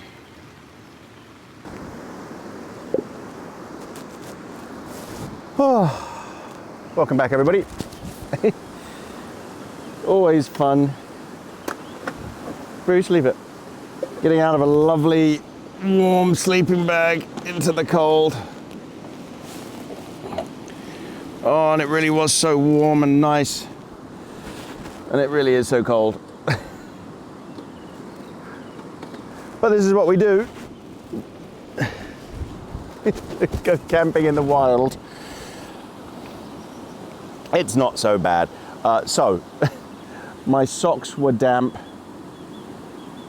The bottom of my trousers are damp. And my boots were damp. Other than that, it wasn't bad.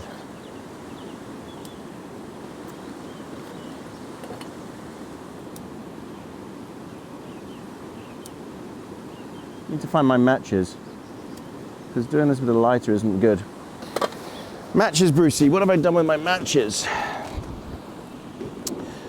So the night was good. Very warm.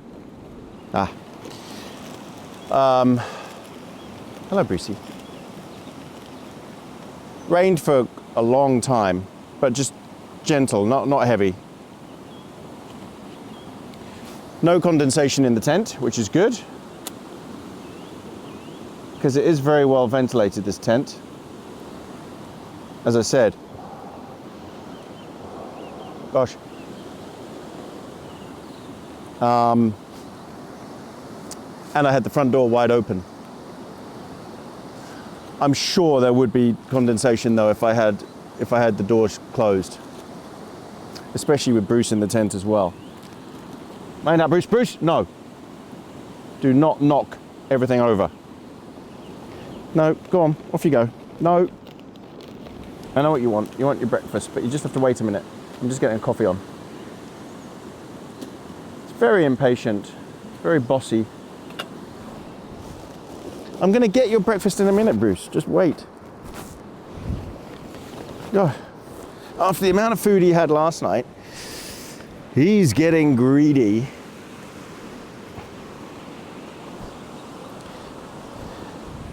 But it's just before his time for breakfast, so he's just gonna have to wait a bit and be patient.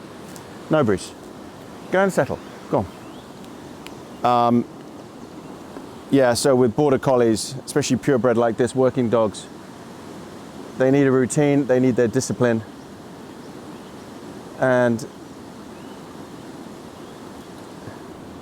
it's not about them all the time, and they have to understand that. Especially when you have kids, stuff like that. You know, they're part of a family and they need to realize where they are on the totem pole. So constant reminding of that, because they're not your normal sort of pet. They would act like a wolf if they could. So occasionally he just needs to be put in his place. But, so, how much time has he got to his B? Okay, it's pretty much there.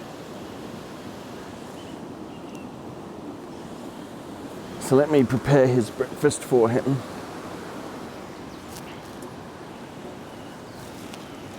Same as last night. We've got meat, chilled meat, and his science diet food. It's a lot of food, but it's because of the walk and it's cold. There we go. Now I want to do this somewhere where he's not going to knock the stove over. Come on, Brucey, come on, have it over here. There you go. Good boy.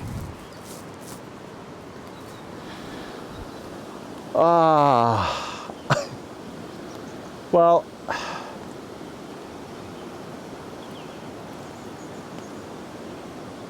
I need to show you what it looks like out there. The river has actually, the stream has gone down a bit. Not too bad at all, which is good. So let me show you what's happening out here.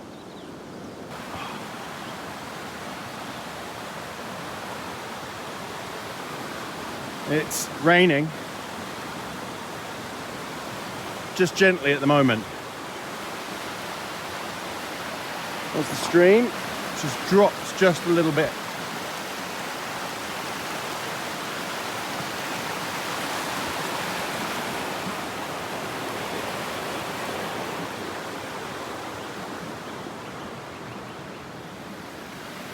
And there's camp.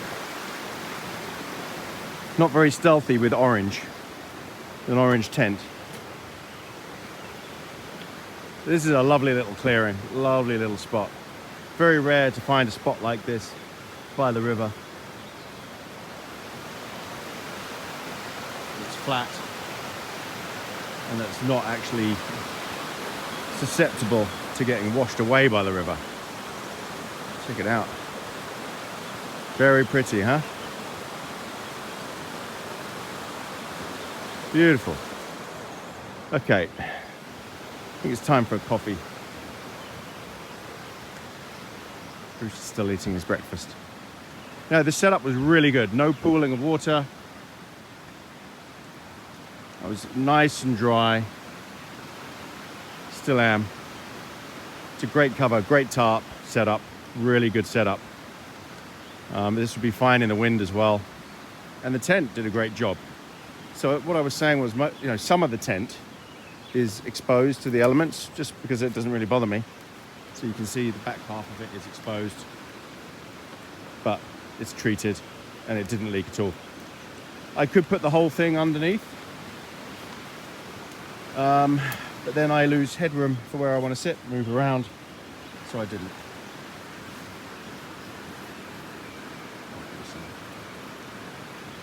You finished? Bruce? You finished? All right, I'll bring you all back when the coffee is boiling, water is boiling.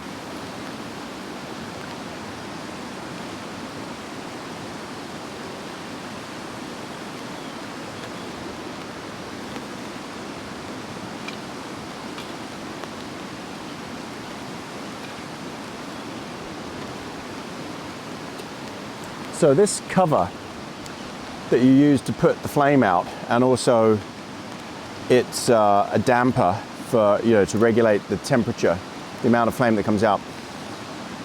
The one that comes with Trangia doesn't have this handle, and it's really awkward, and you have to put your whole hand in there to put it out. This thing I got on AliExpress as part of another burner, which the burner wasn't as good, as efficient as the Trangia one, but the cover, awesome. So I definitely recommend, if you're getting a Trangia, if you're getting an alcohol burner, specifically the Trangia one, which is a high quality item, that you get a cheapo Chinese one as well, because they come with this cover. I wish Trangia would just copy this, do the same thing, because this handle makes a huge difference. Maybe I'll recommend it to them.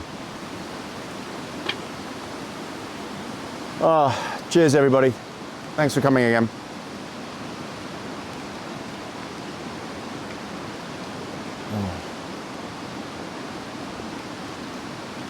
You soon learn hot drinks just make it all seem better. It really do. They really do. The fire was brilliant last night. Did a great job. Kept me toasty. There wasn't that much smoke. And I don't think I got smoked out of my chair at all. So maybe this brick wall thing, stone wall, worked as a deflector and to make the smoke go straight up. And the rain didn't get to it because I had it under the tarp, just under the tarp. And the tarp is high enough that the fire wasn't big enough to affect the tarp. Plus everything, it was raining as well. But usually I put the fire just outside the tarp, but then it gets soaked. So now it's still dry. I could light a fire now if I really wanted to, but don't really see the need. If it was minus something, then I would, but it's actually, I don't even really need the beanie on. I'd say it's quite mild now. 6 degrees centigrade, 5 degrees centigrade. Yeah,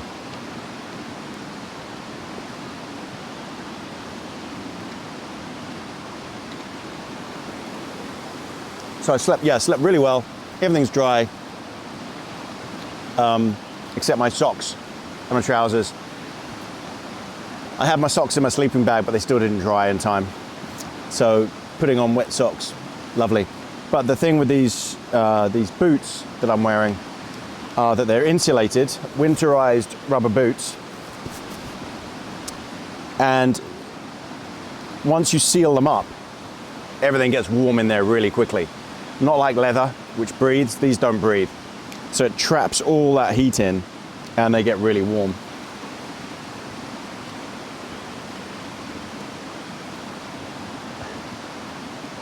He's still trying. Oh no.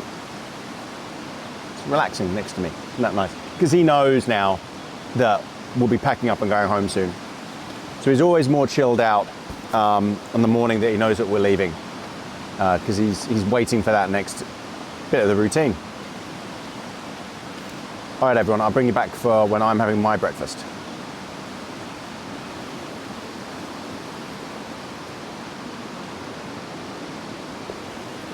All right, let's get my breakfast on. That coffee, really hit the spot.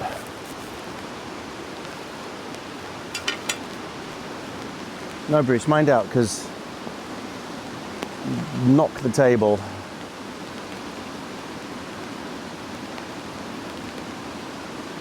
Okay.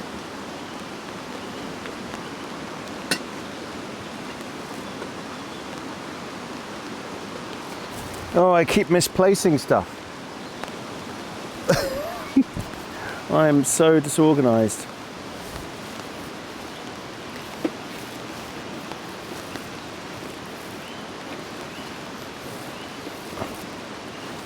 All right, who saw what I did with the matches?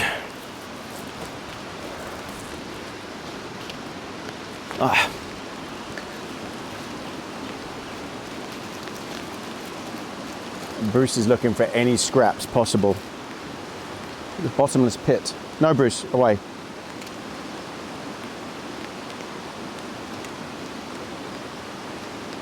See, I don't want him near this when I'm lighting it, when it's lit. If he knocks it, oh my God, it would be bedlam. Oh. Okay. I do have another box of matches as well. And I always carry with me, actually let me show you. Rather than talking about it, let me just show you what I'm talking about. So in my medical kit, my ouch pouch, as you can see, ouch pouch. In here, I carry all my emergency supplies, obviously. All sorts of weird stuff. Knife sharpener, all my medical gear. I've got instant wound seal. So if you cut yourself, you put this stuff on and it will clot it, basically. Medical emergency dental kit. So you can fix temporarily cracks in your teeth. Takes the pain away, that stuff. That's amazing. Very handy to have. You don't want to be out in the bush and suffer a dental emergency. Yeah, so I've got all sorts of stuff in here, including painkillers, things like that, and a bandage and stuff, toothpaste, things like that. I've also got waterproof matches. So let me show you what these look like. And they're huge. They've got the striker on the side. Look at the size of that, she said. Huge. And yeah, so I'll light one and show you. So long burning.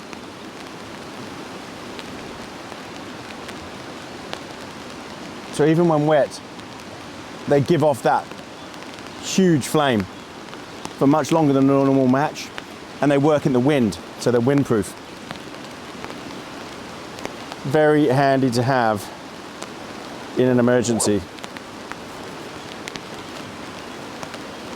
Now, I'm not happy with Bruce lying there, just because, well, as long as he doesn't budge up against the table, it's okay. That would be my concern. But I think he's all right, just lying there.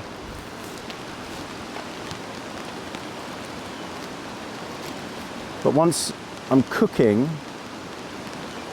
think I'm going to need him to move. Actually, yeah, I'm going to get him to move. Just not comfortable having him right there when I've got alcohol burner lit.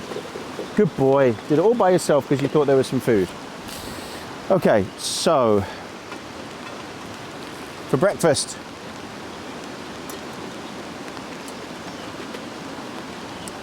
we have got pancakes. Of course we've got pancakes.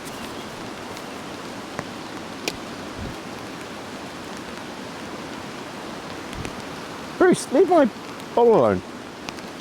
I'm gonna have to rinse that out now.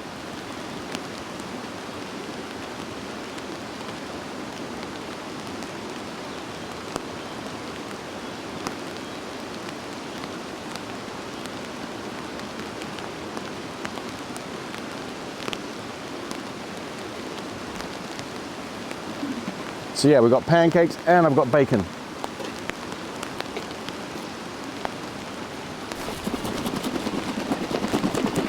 Oh, it's really coming down now.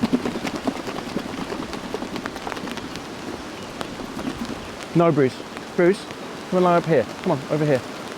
See? Come and lie down. Over here. No, move. Come on, come on. There, lie down. It's not there. Just lie down here. Good boy. Go on, there, there. Good boy. Stay there. The whole thing moved.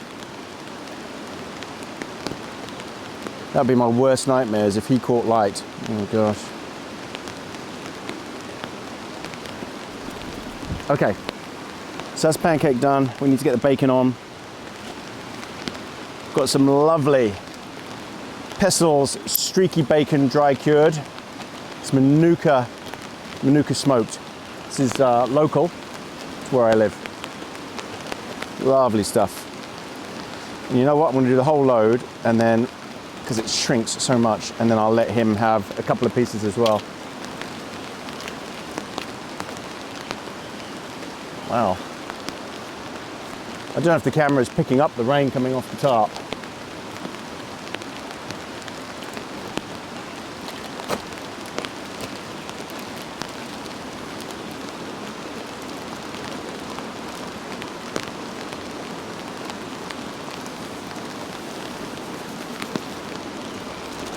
Come on.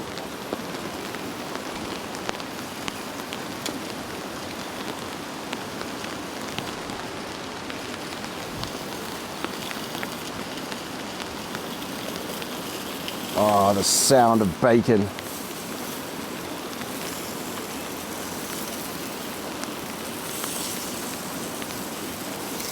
Now this is Trangia's non-stick pan,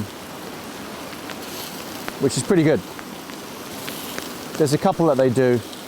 I prefer this one. The other one has a handle built in, but I prefer this one where you can just grip it with the handle grippers, because the other one, the handle doesn't lock into place. Simple things like that means you can't do pancake flips and things, which I know you all love the pancake flips. Oh, let's hope it goes well today. I'm sure I'll get a comment saying, oh, nothing dramatic happened in this one, boring. Can't please everybody. Oh wow, that was, table's just a bit wonky.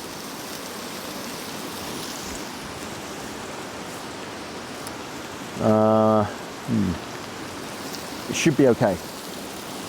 Now that I've moved Bruce out of the way, I'm not so worried about it. This little table is great, by the way. What is this called? I don't know. I got it on Amazon. iClimb. You know, it just clicks together. It's not as robust as my One Tigris steel table, but that thing weighs so much. Yeah, this thing weighs hardly anything. It's good height. It looks a little bit fragile, but I think it's okay. It's withstood everything I've thrown at it. It says a lot.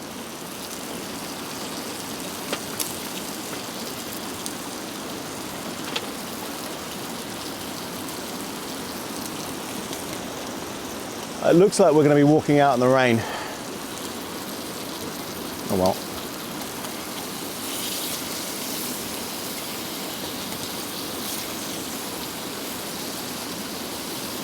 Oh yeah. I don't know if you guys can hear this.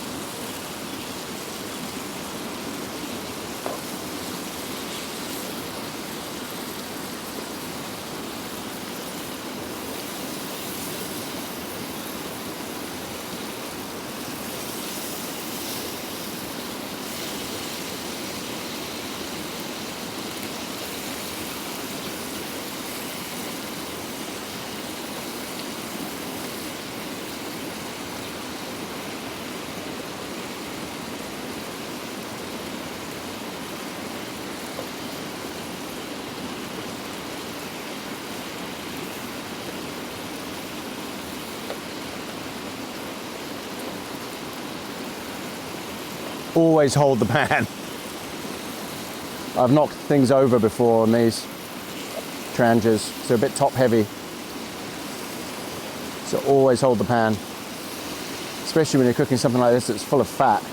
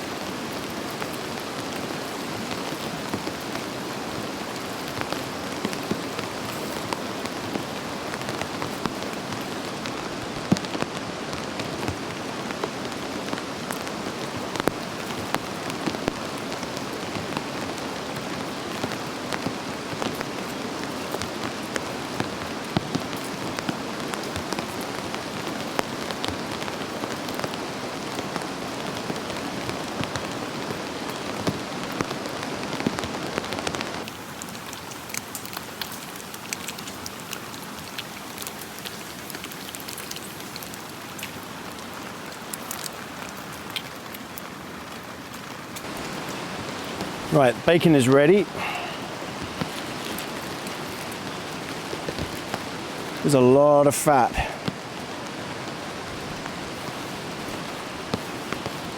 So I'll pour that out into the fire.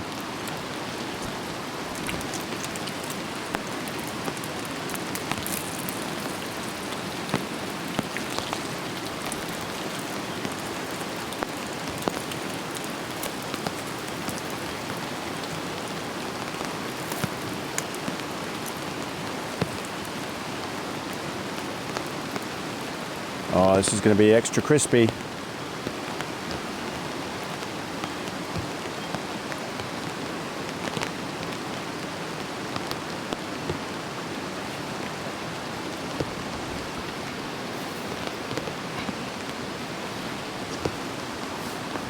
Right, let's not put that anywhere near Bruce because you know he'll eat that.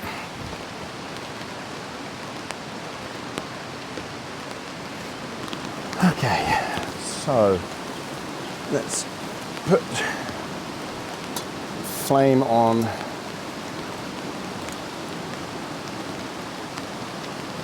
low.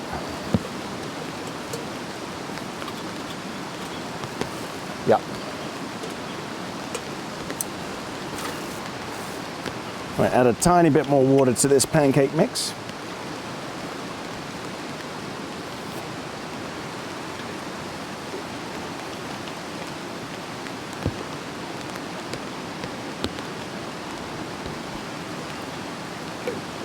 So the pancake mix I use, someone asked me, it's a New Zealand one, New Zealand brand, Edmonds. But I think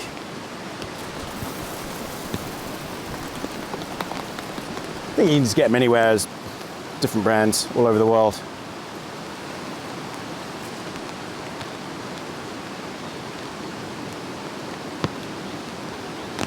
Okay. We're going big. Go big or go home.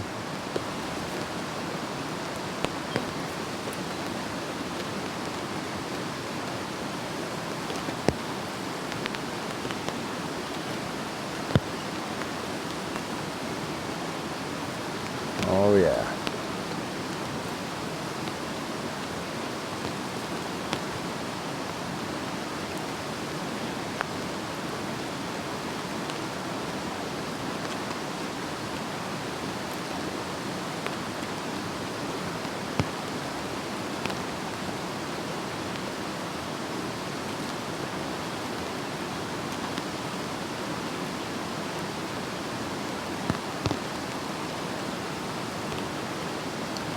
So cooking in the wild, like this, compared to cooking at home,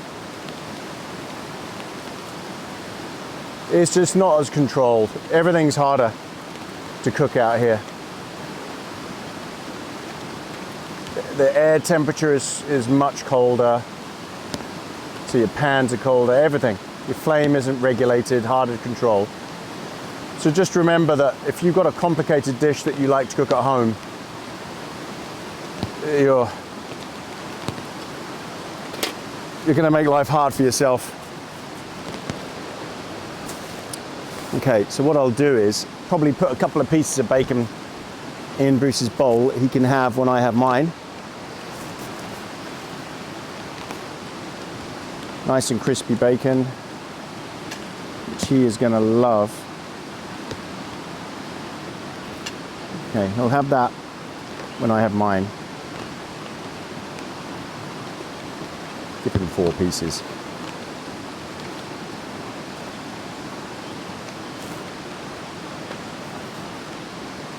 Just be patient, Bruce. Lie down. Just wait. Be patient.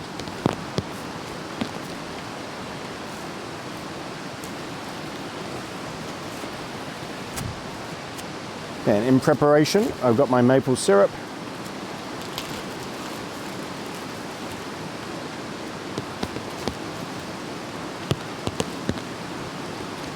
So am I going to attempt a pancake flip? Have you seen the HMV sign of the gramophone with the dog looking at it? I can't remember what the name of the dog is. Oh, not Kasparov's dog. Something like that. I can't remember. Someone will tell me. I can see in the camera him looking up at me like that, looking at his master's voice. HMV, that's what it means, his master's voice, coming out of the speaker on the old gramophone. It's exactly what it looked like. It looked like there's Bruce looking up at me, listening to his master's voice. Okay, you know what? I reckon I can actually put that on full flame because it wasn't really doing much. And the breeze has really picked up. So I went out to get some water before. I looked out and when I was cooking the bacon, there was just smoke billowing out the front of the tarp. There was so much fat. But what I will do is I'll put this wall down just into a can which a cairn here is a pile of rocks. It's a marker. I guess it's from Scotland. And then people can actually see that this is a campsite or whatever. But wherever you walk around here, there are cairns, piles of stones to tell you where the markers, where the tracks change. So I'll just cover all that fat that's in the ash with that.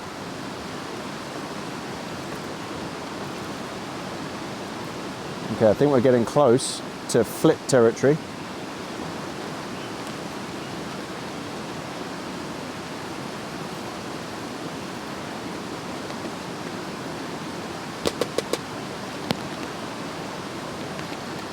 Not far off. Let's have a look. I think we are there. Flip, yeah.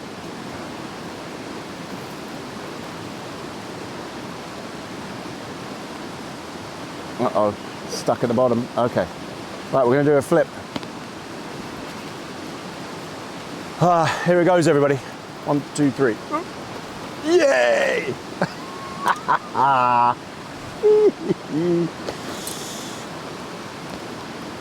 My pancakes. Remember last night I was talking about the chronological order of my videos?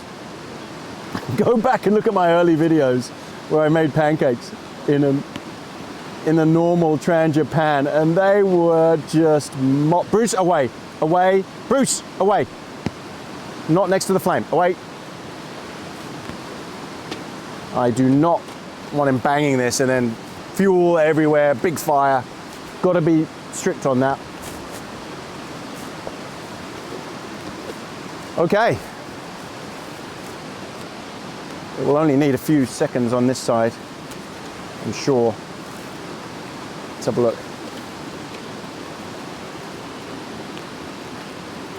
Yep, that's ready.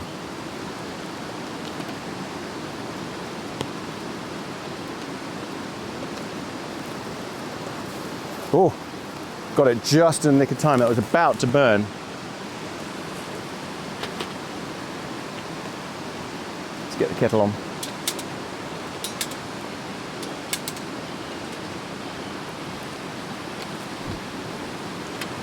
Lashings of maple syrup. Bring you in for the money shot.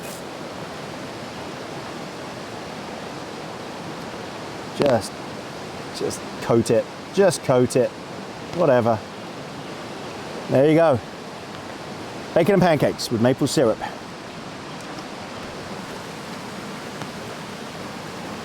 And Bruce can have his bacon as well. There you go, Brucey. Go on then. Good boy. Bon appetit, everybody. Piece of bacon.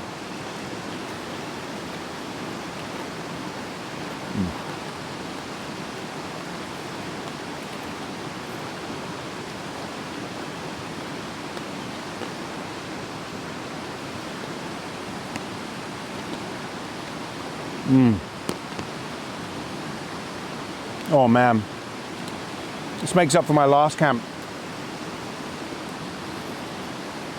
Well, I drove across the river and there was a massive storm coming in. This was my last video.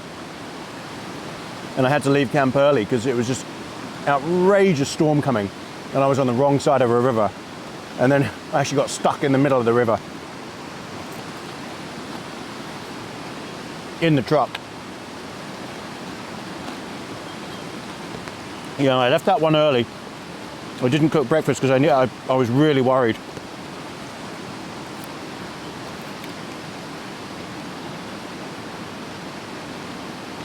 As it turns out, that was a massive storm. There was damage everywhere. I was lucky I got home when I did.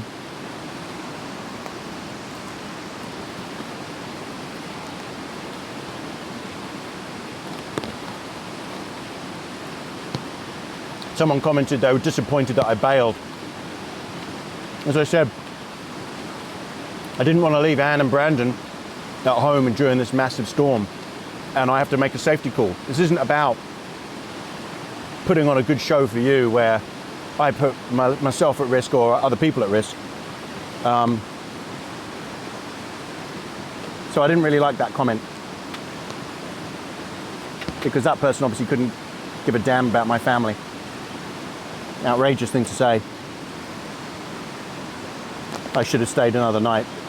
He obviously didn't listen to the part where I said Anne and Brandon are at home. And given the damage that we usually have on our property in big storms, yeah, I wanted to get back.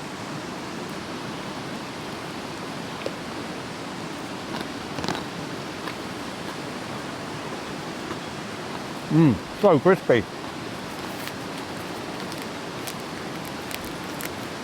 Bruce has had his.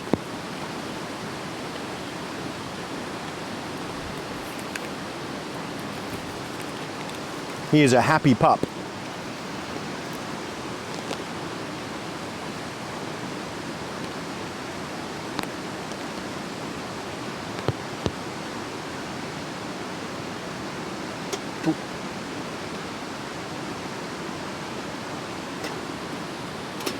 One last coffee.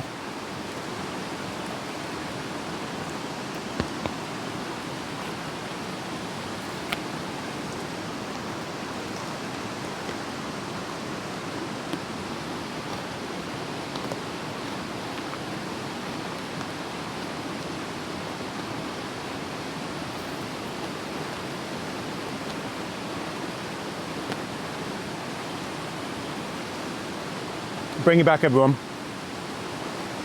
When I've had all this, I'll bring you back for breaking down camp.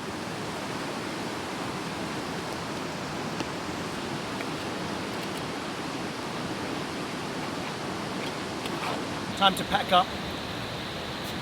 I've had to take the wireless mic off, go to the big microphone, so you're going to hear the river. But time to pack up. So let's get cracking, put everything away, get the tent away, get the tarp away.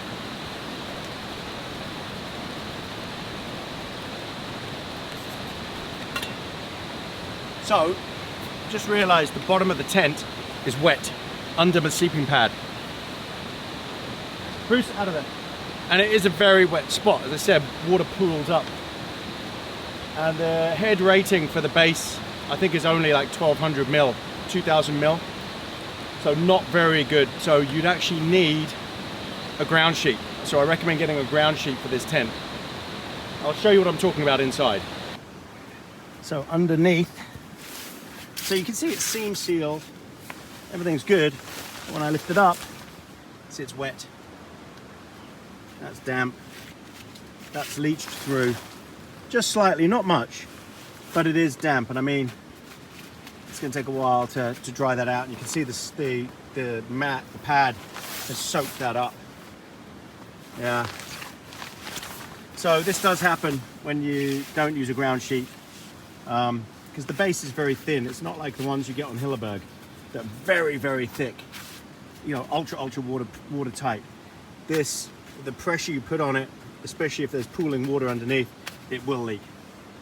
So just a precaution, you might want to get a ground sheet. If you're going to use this tent somewhere like a field or wherever where it's going to get, you know, chances are it's going to get very wet.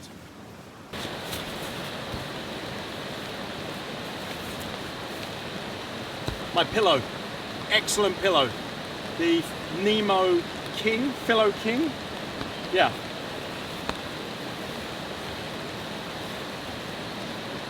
Best pillow so far. Really wide, thick pillow. So if you're a side sleeper, you've got broad shoulders, and you need a big pillow, this is the one to go for. The Nemo Pillow King. Definitely recommend it. It's a bit slippery, so just put a t-shirt over it, and that will hold it in place.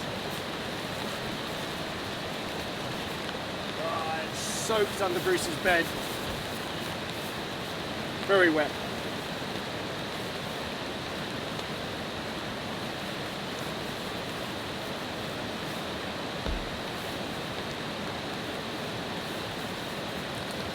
So Bruce, get out of there, out of fire.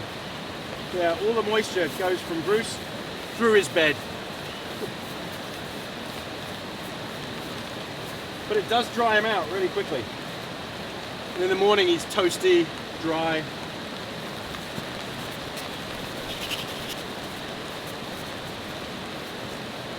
So this is when you need a two-person tent.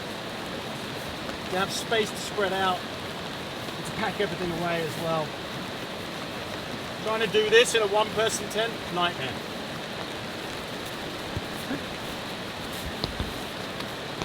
Oh, let's put the table away.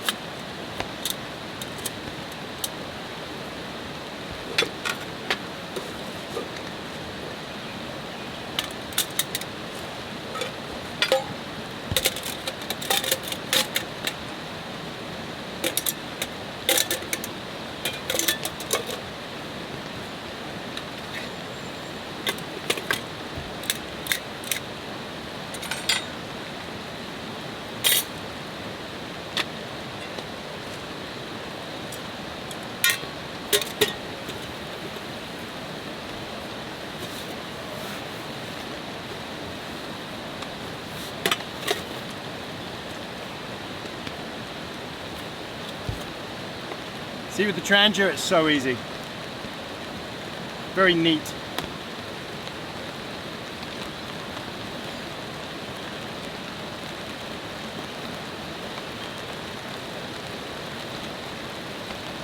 Oh man, gonna be walking out in the rain.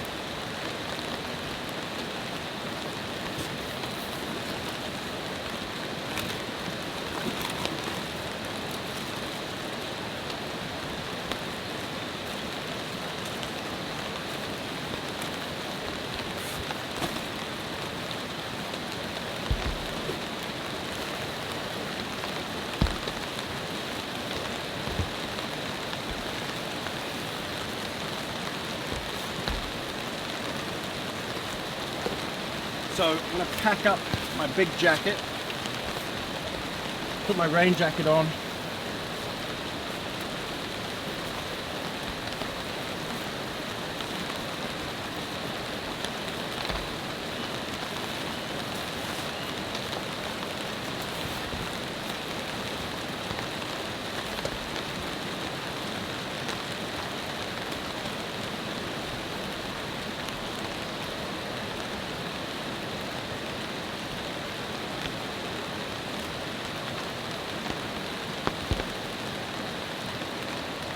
Looks like it's here to stay.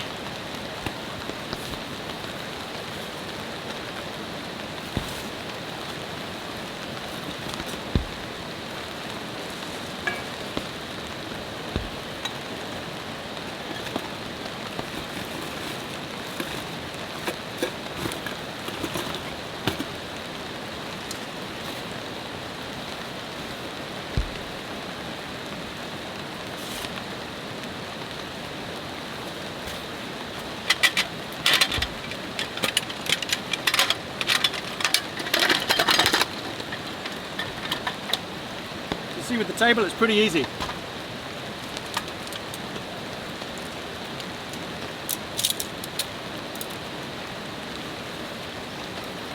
And it weighs hardly anything at all. Cleans easily. It's like fake bamboo or something. It looks like bamboo. I click, I climb. I'll put a link to it if I can find it again. I got it on Amazon.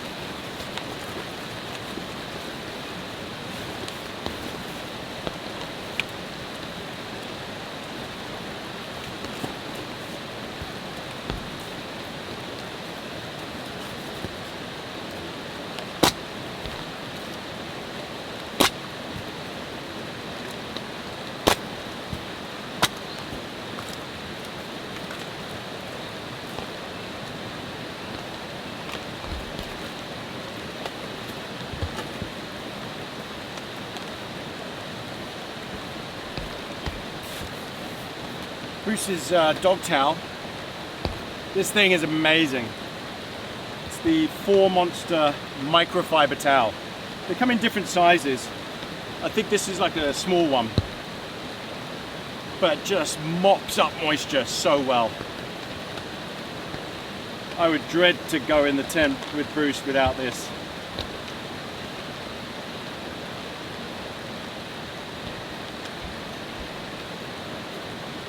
And it packs down so neatly in this little case. Oops.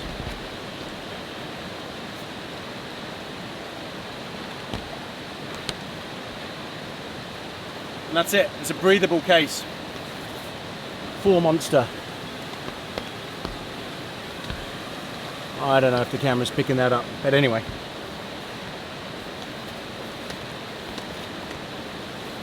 Alright, we're getting there.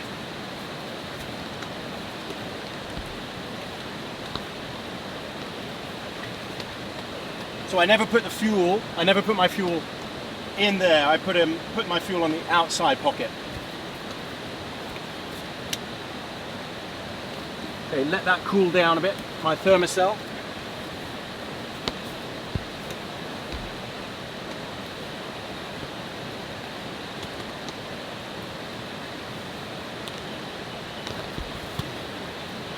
Definitely don't need any water.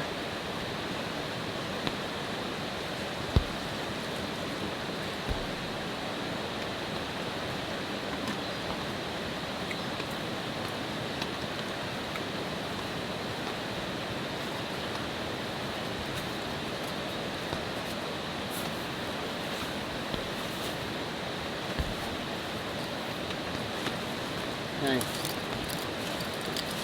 Need to get all the lamps down.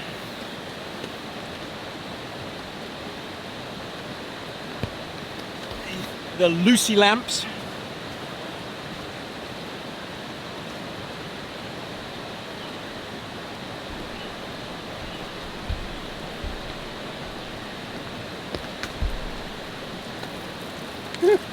This one's covered in smoke. It's got a bit brown. Yeah, I don't think the smoke's going to be coming out of that. So these are inflatable lamps.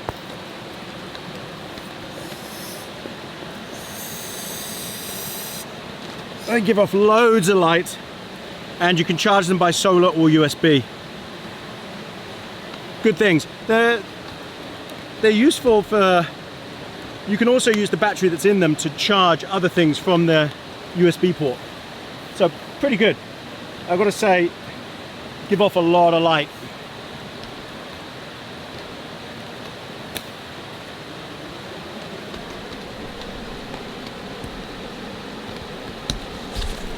And I got the idea from these from Jörg over at Go 4x4. He uses these. And if it's good enough for Jörg, it's good enough for me. I'm sure someone's going to message Jörg now and say, hey, Tony's talking about you.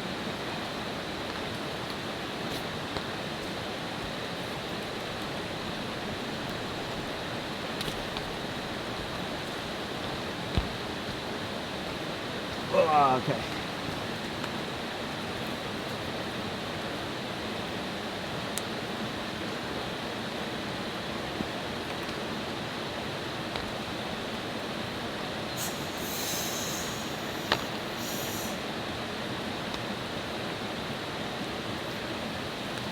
Right, that's the lights.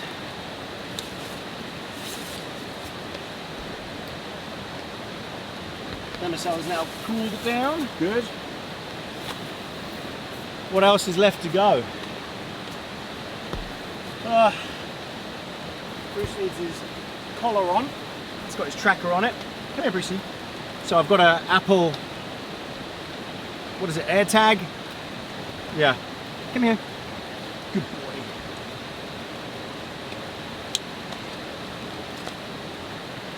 I mean, I should really start putting a harness on him, especially for river crossing, so I can grab the harness. But it is low, so... But next time I might put a harness on him.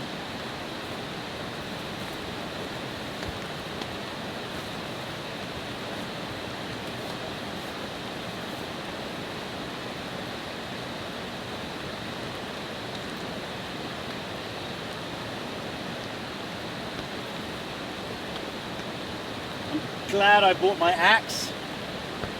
So much better than batoning. Batoning wood sucks. If you don't know what batoning is, just look it up.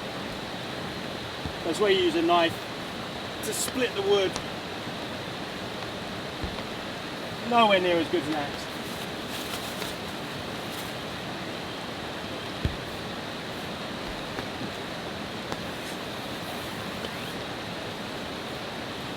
Okay, tent is empty. Goodies bag.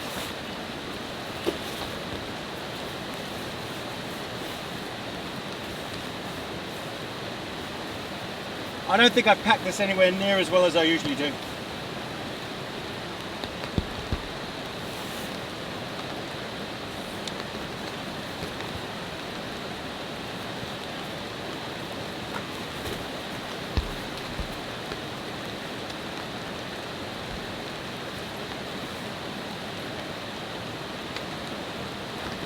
So my chair goes in last, and I'm going to put that on the top with the tarp, because I always leave my chair till last.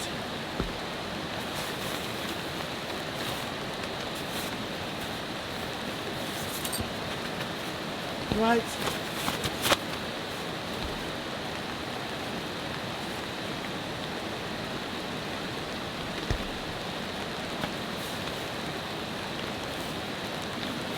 See, worst tent zips ever. Just catch all the time. I don't know who in North Face invented them, but they're rubbish.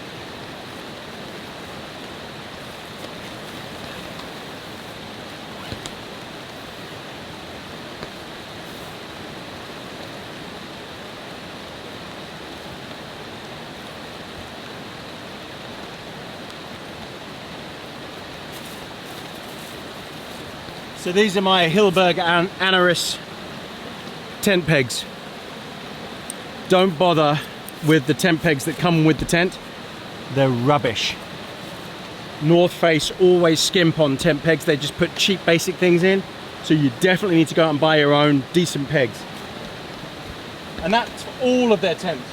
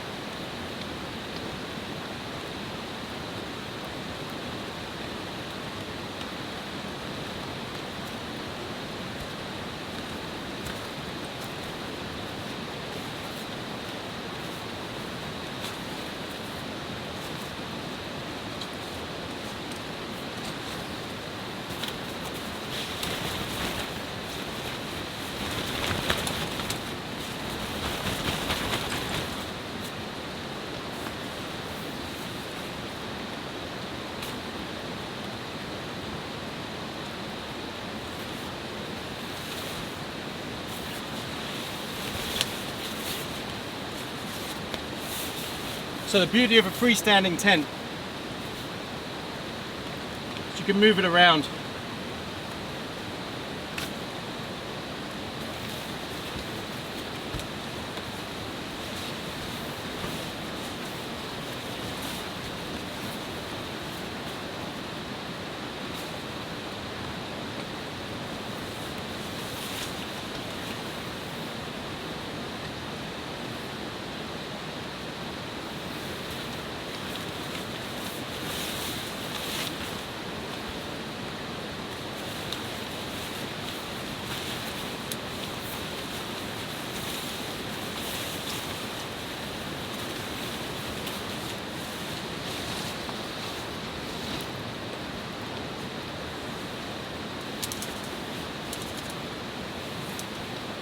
So this is what I was talking about. The top is solid. So if there's any drips of water, drips on there, and then hopefully it slides down the side.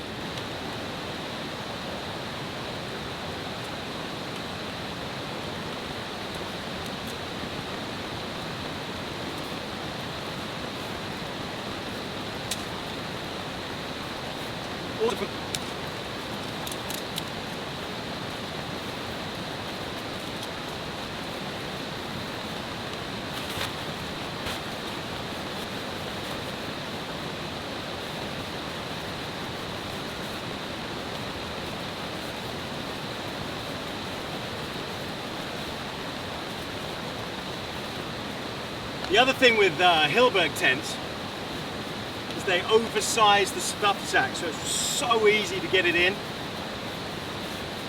You know, if you've got snow, ice, whatever on there, wet, the tent gets bigger. Whereas North Face don't. They make them tight. Silly.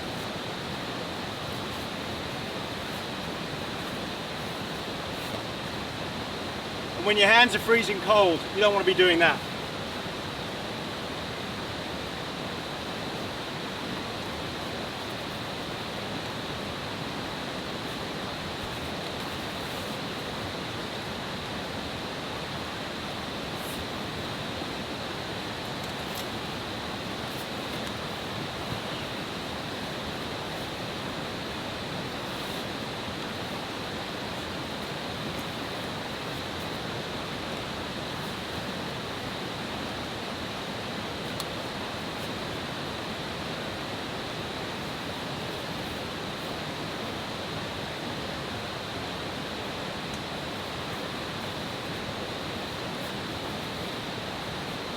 A backpack is a North Tatonka Bison 100-litre pack. Very important to have a big pack.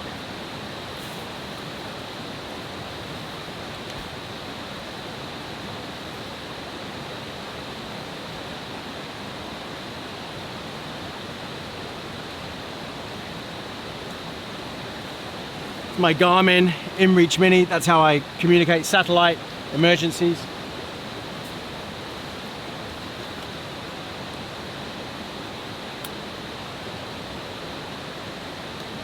Okay, I think we're done. So, just put the chair away. Yeah, pack the chair up, then pack the tarp down.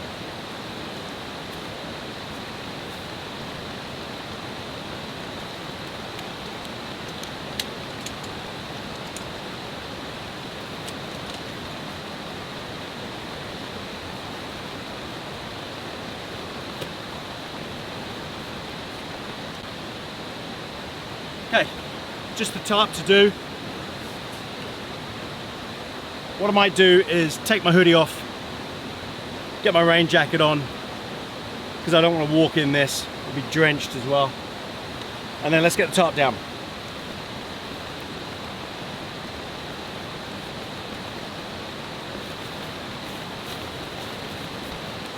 Alright, here comes the heavy rain.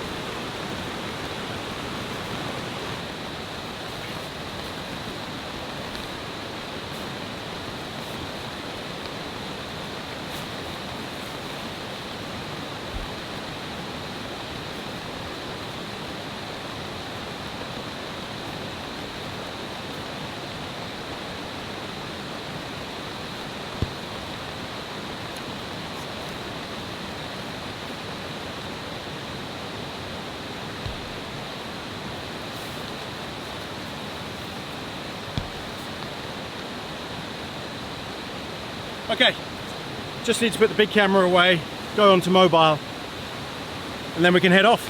So I'll bring you back when we're ready to go. All right, ready to go. Lock the wall down, made a little can. The site is clear. Left those poles for next time. You know, there is another spot if I had to. I could go further up here if I didn't want to tie off to trees. The only downside to the spot up there is all of that. That is hanging directly over this spot. And those trees don't look the healthiest. So those are actually widow makers. Some of those up there.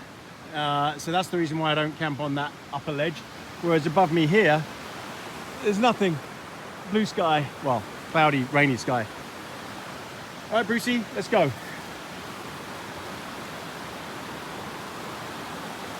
So Bruce will lead the way back. what I might do this time, so that I only have to do one river crossing, is the track is all the way up in there, but to get to it, there's a point just down here where you can actually cross back up into the track, so you don't have to do multiple river crossings. So that's what I'll probably do, is go and find that track. Probably got to do one river crossing. Yeah, one river crossing, and then we'll find the track and go up in the hill. So let's get there.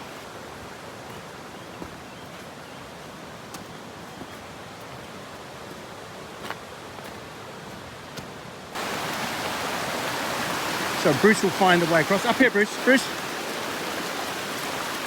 There you go. Go on then. Cross. Look at that.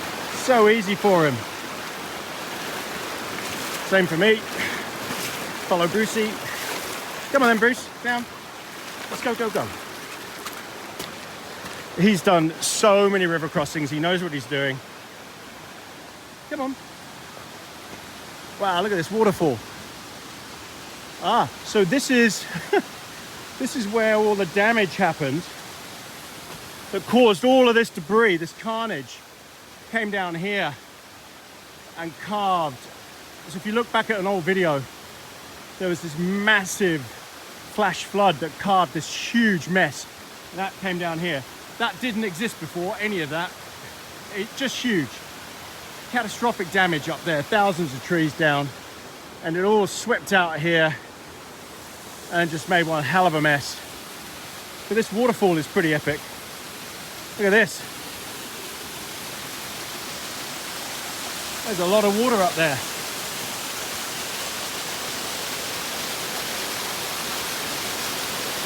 Nice. So the track is up there. That's where we need to get to.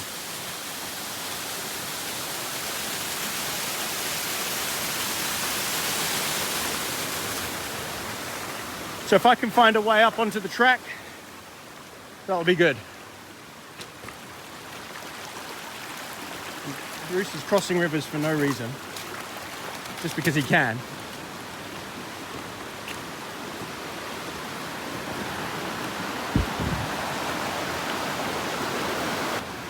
Okay, Bruce has found the track, so we're going to go up there, because otherwise we've got to cross the river multiple times,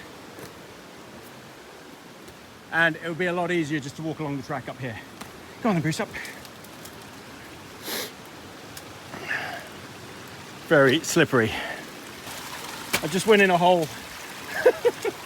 My foot just sank right down there. Right, this is difficult to do while holding the camera.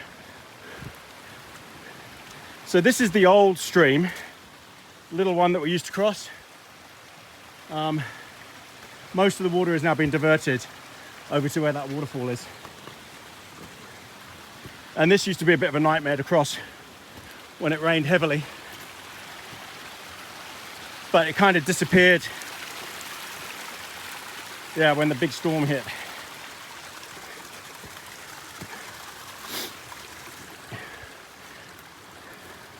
Walking on a track is always easier and safer than walking on the riverbed because of the boulders, ankle twisters. Here we go, on the track. These orange things are track markers that DOC, the Department of Conservation, put on all the tracks.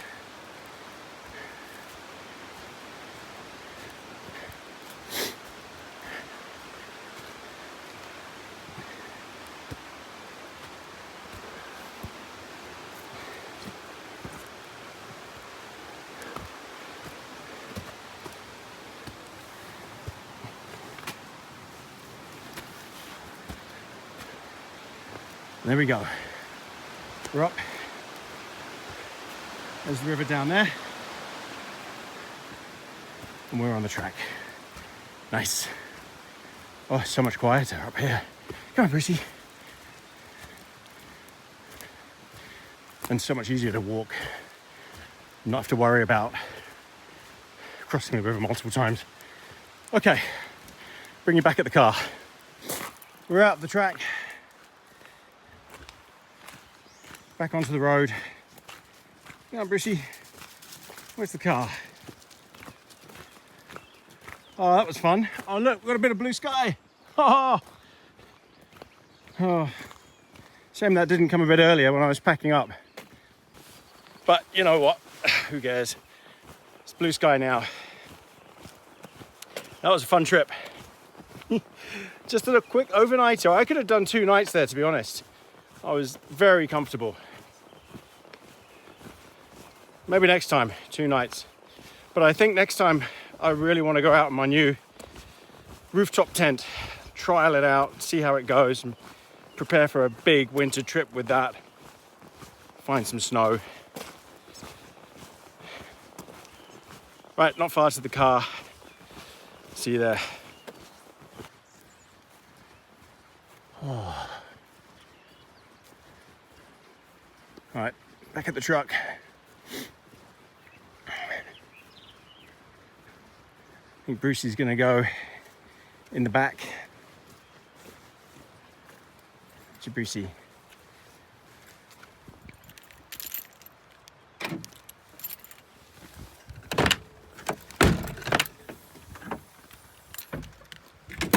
on then, Bruce. Go on, 1, 2, 3. Oh, he didn't make it. I'm gonna have to pick him up, hang on. You got in there in the end, didn't you? He did jump up in the end. Oh, I've got to get my pack off. Oh, woo. That's heavy. Turn my EPIRB off. Some snow up on the tops. Usually where I'm camping, right up there on the mountain, there's a bit of snow up there. Actually, that's quite a bit of snow right on the peak. So that was just above where I was. I would not want to be up there right now. That looks grim. Very grim. I mean, Bruce wouldn't mind it, but it would be freezing. Right, everyone, catch you on the road. Well, everybody, thanks for coming. Great trip. You can see Bruce's nose sticking out back there. He can't hear us. There's actually a window in the way. So he loves the wind. He absolutely loves the breeze that comes through that gap. And he'll just sit there the whole way home with his nose out there. He's such a cliche with the dog with its head out the window. Bruce lives for that. He loves it. All right, everyone. Thanks a lot for coming on this trip. Thank you so much for clicking like. Please click like. It really helps. And please subscribe if you haven't. Check if you've subscribed or not. YouTube has a habit of unsubscribing people. But just click on the subscribe button. It only takes a few seconds and it really, really helps the channel more than anything else. Thank you so much for coming along. Thank you to everyone who bought us treats on Buy Me a Coffee and who bought thanks on the comments, super thanks. Everyone who's a YouTube member who actually joined and pays their fee on YouTube. You get the video early and hopefully the same this time as well. And thanks again everyone who bought merch. A new logo coming out soon. Well, not logo, new phrase coming out soon. All right, everybody. Next trip, hopefully, fingers crossed, roof tent. As much as I want to do another wild camp, there's just more places I want to get to. And to do that, I've got to drive and a lot of gear. And you can't really do wild camping then because I have to come home and dry all the gear out. So I need to do the roof tent stuff. Okay, everyone, thanks again. Go back, watch the old videos as well, and bring you along next time from me and Brucey, who is now, well, he's somewhere back there. I can't really tell. All right, everybody, thanks a lot. Catch you next time.